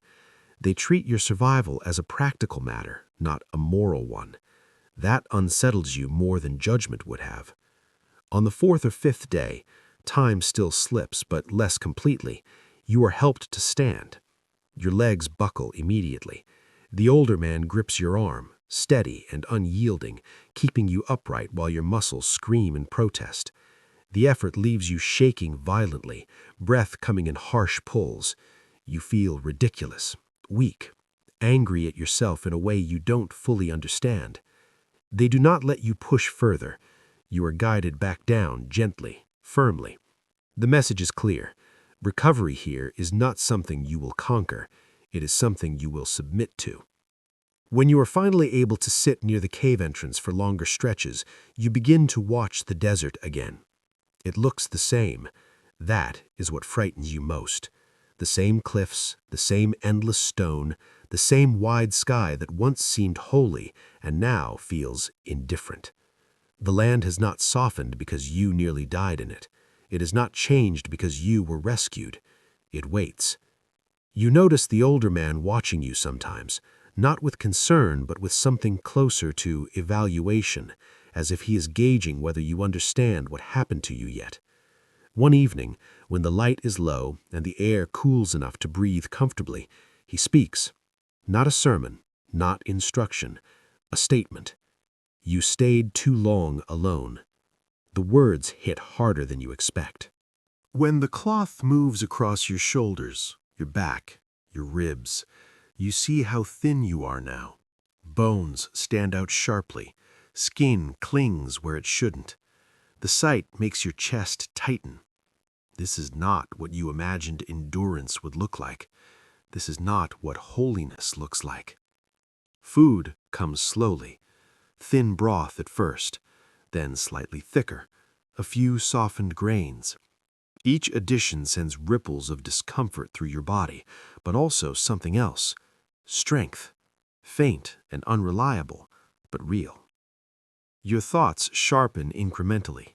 The fog lifts just enough for memory to return in clearer shapes, and with memory comes weight. You remember the young man's face, the sound his breathing made as it failed, the way his body went still, the way you waited for a breath that never came. You wake from shallow sleep with your heart racing, convinced for a moment that he is there again, breathing beside you. Each time, the cave resolves into its current shape, and the truth settles back in.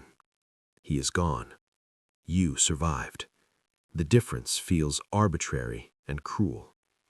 As your strength returns in pieces, so does something else. Fear. Not the sharp, immediate fear of hunger or thirst. This fear is quieter, deeper. It sits in your chest and does not move. It whispers questions you don't want to answer. Why you? Why now? What does it mean that you were carried out when others were not? The men do not ask you questions. They do not ask why you came. They do not ask what you believe. They do not ask what you saw or heard when your mind began to fracture. They treat your survival as a practical matter, not a moral one. That unsettles you more than judgment would have. On the fourth or fifth day, time still slips, but less completely. You are helped to stand. Your legs buckle immediately. The older man grips your arm, steady and unyielding, keeping you upright while your muscles scream in protest. The effort leaves you shaking violently, breath coming in harsh pulls. You feel ridiculous, weak, angry at yourself in a way you don't fully understand. They do not let you push further. You are guided back down gently, firmly. The message is clear. Recovery here is not something you will conquer. It is something you will submit to. When you are finally able to sit near the cave entrance for longer stretches, you begin to watch the desert again. It looks the same.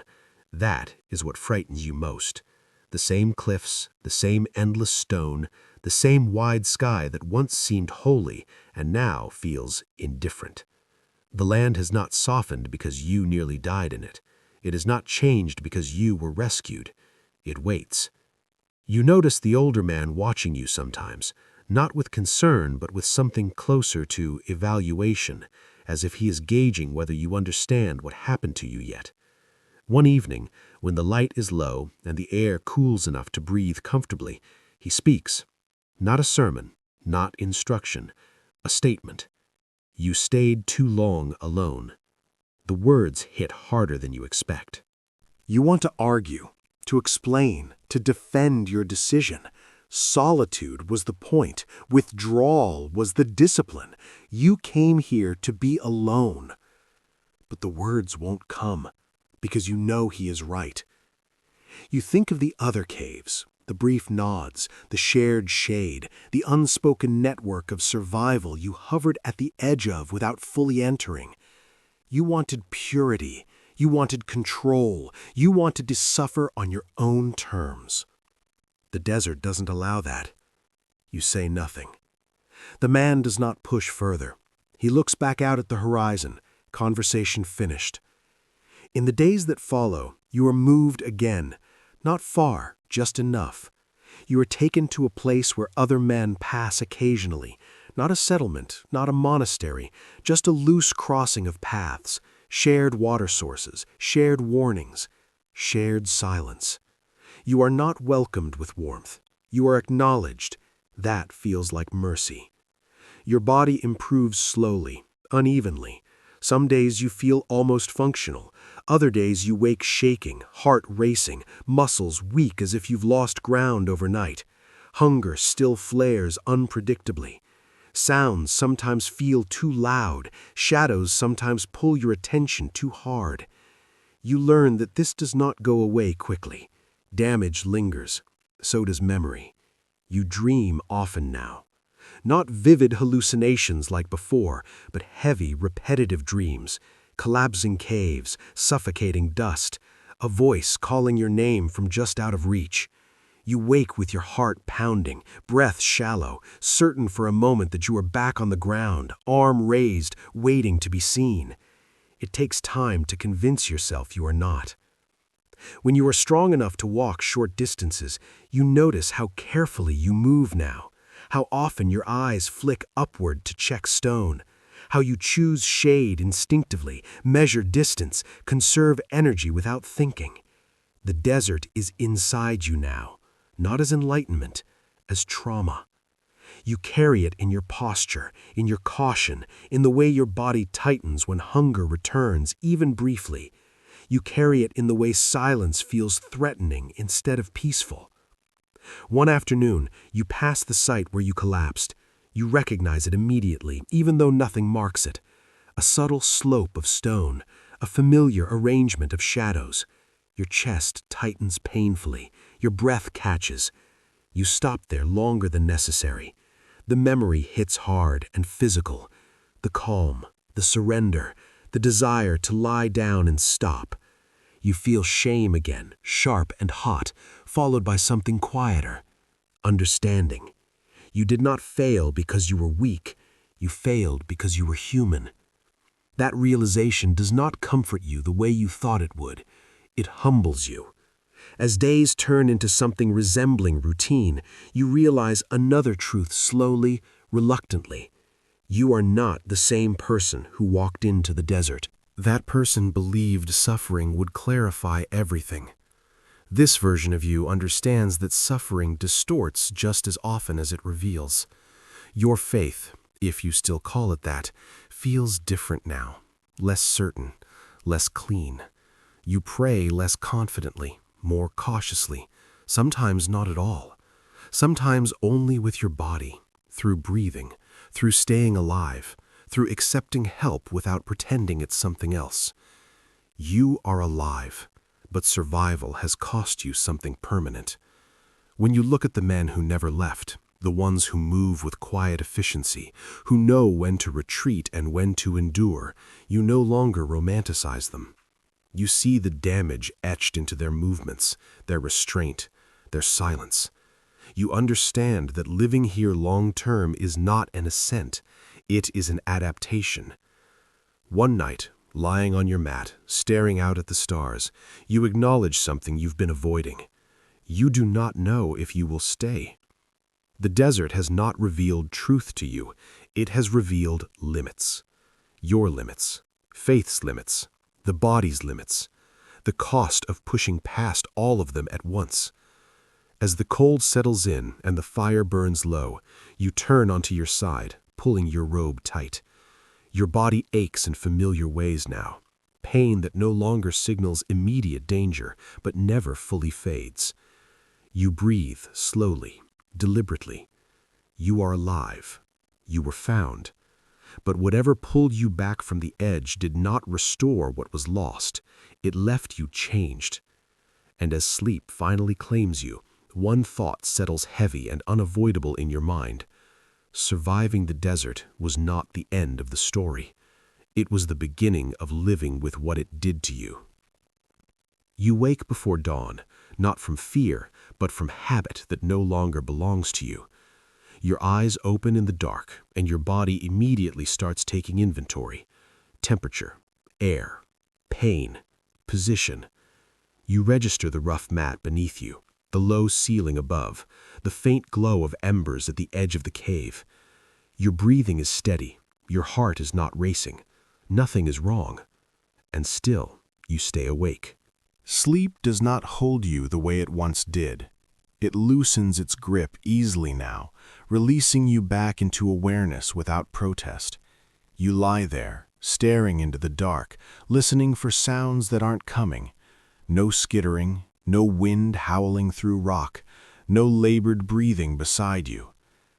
The silence feels fragile.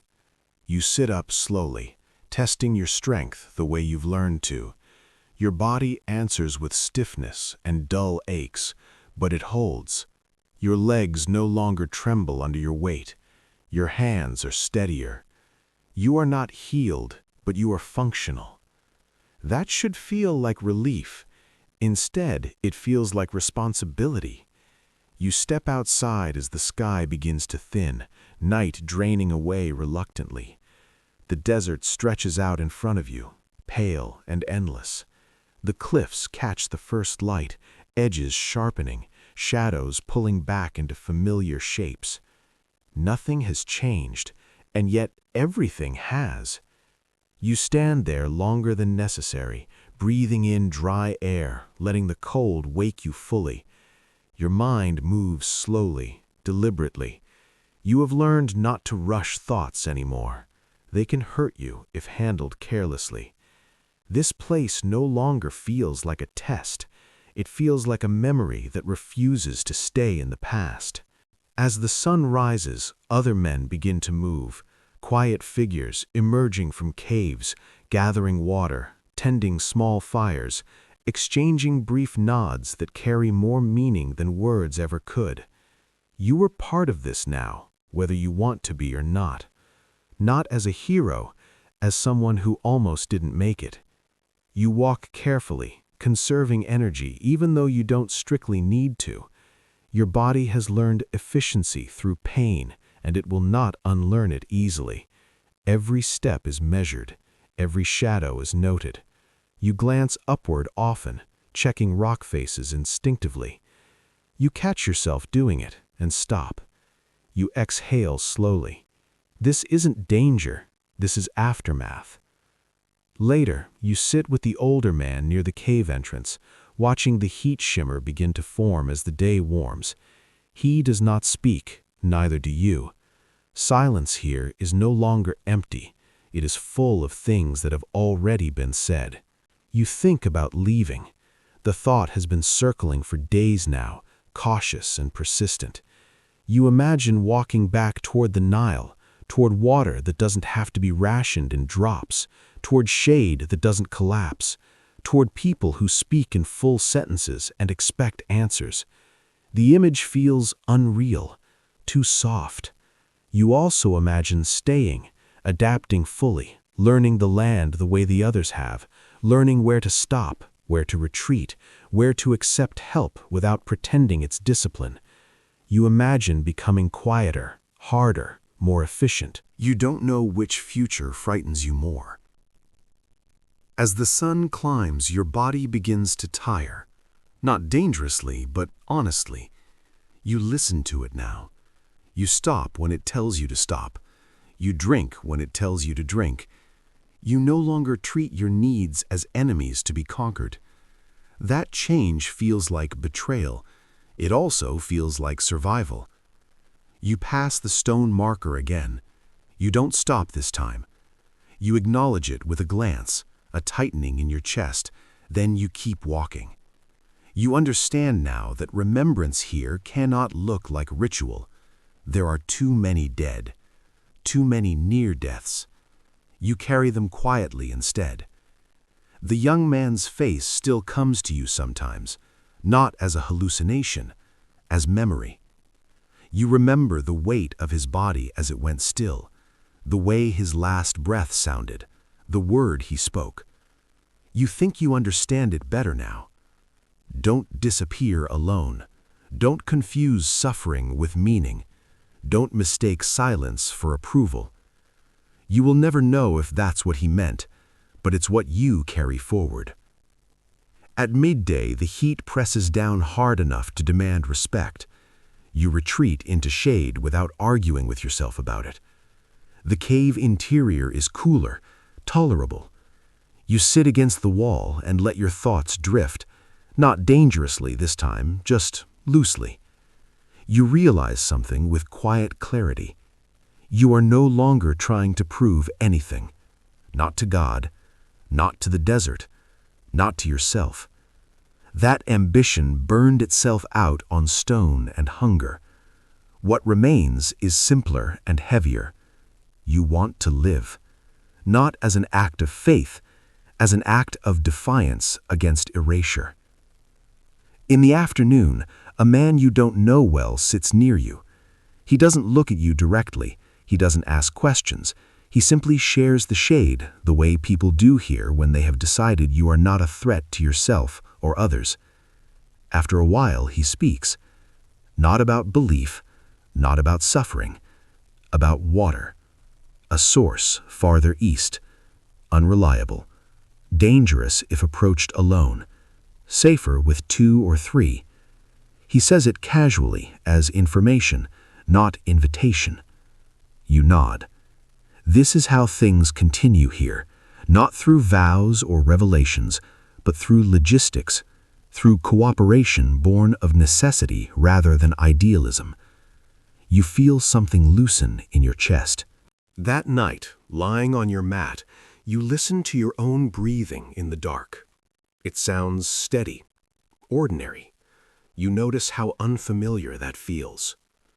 Your dreams come, but they are different now. You still see stone and sky. You still feel hunger and thirst in flashes, but they no longer overwhelm you. They no longer trap you inside them. You wake without panic, without confusion. You wake tired, but intact. Days pass, then more days. Your body continues to recover unevenly. Some mornings you wake strong, others you wake hollowed out, joints aching, heart racing for no clear reason. You accept both states without judgment. Healing is not a straight line. Trauma does not resolve neatly. You learn to recognize the signs, when your thoughts begin to darken too far, when silence starts to feel heavy instead of neutral, when the idea of lying down and stopping whispers too convincingly. When that happens, you move. You seek shade with others. You drink. You eat. You speak, even if only briefly. You do not retreat inward the way you once did. You survived the edge once. You do not intend to stand there again. Eventually, the day comes when you decide, not dramatically, not in prayer or revelation. You decide in the way you now understand decisions are made here, quietly, practically, with full awareness of cost. You will leave the deep desert, not today, not tomorrow, but soon. The thought brings a strange mix of relief and grief. This place nearly killed you. It also stripped you down to something honest. Leaving does not feel like escape. It feels like carrying the lesson forward. You sit with the older man one last time as the sun sets, painting the cliffs in dull red and shadow. You do not announce your decision. You don't need to. He looks at you for a long moment, eyes steady, evaluating. Then he nods. Not approval, understanding. That night you lie awake longer than usual, staring at the stars. They look the same as they always have, cold, distant, indifferent. Once you believed they were watching you, that your suffering was witnessed, recorded, weighed. Now you are no longer sure, and strangely, that no longer terrifies you. You think about what you will carry with you when you go. Not holiness, not certainty. You will carry caution. You will carry the knowledge that the body is not an obstacle to faith, but its vessel. You will carry the memory of how close you came to disappearing without trace, and you will carry the understanding that survival is not a failure of devotion. It is often the condition that makes any devotion possible at all. When sleep finally comes, it is deep and dreamless. In the morning, you wake and step into the light again. The desert does not acknowledge you. It never did. But you acknowledge it now for what it is, not what you wanted it to be. A place that takes. A place that teaches through loss. A place that does not care if you understand its lessons. You turn your face toward the horizon, toward the long path back to the world you left behind. Your body feels heavier than it once did, but also more solid, more real. You were not the person who walked into this place seeking purification. You are the person who walked out carrying scars. And as you take your first steps away, you understand the final truth the desert offers you. Living through something does not make it meaningful. Meaning is something you have to build afterward, carefully from what survived. You breathe in. You walk on. The desert remains behind you, silent, unchanged. But it will never fully leave you.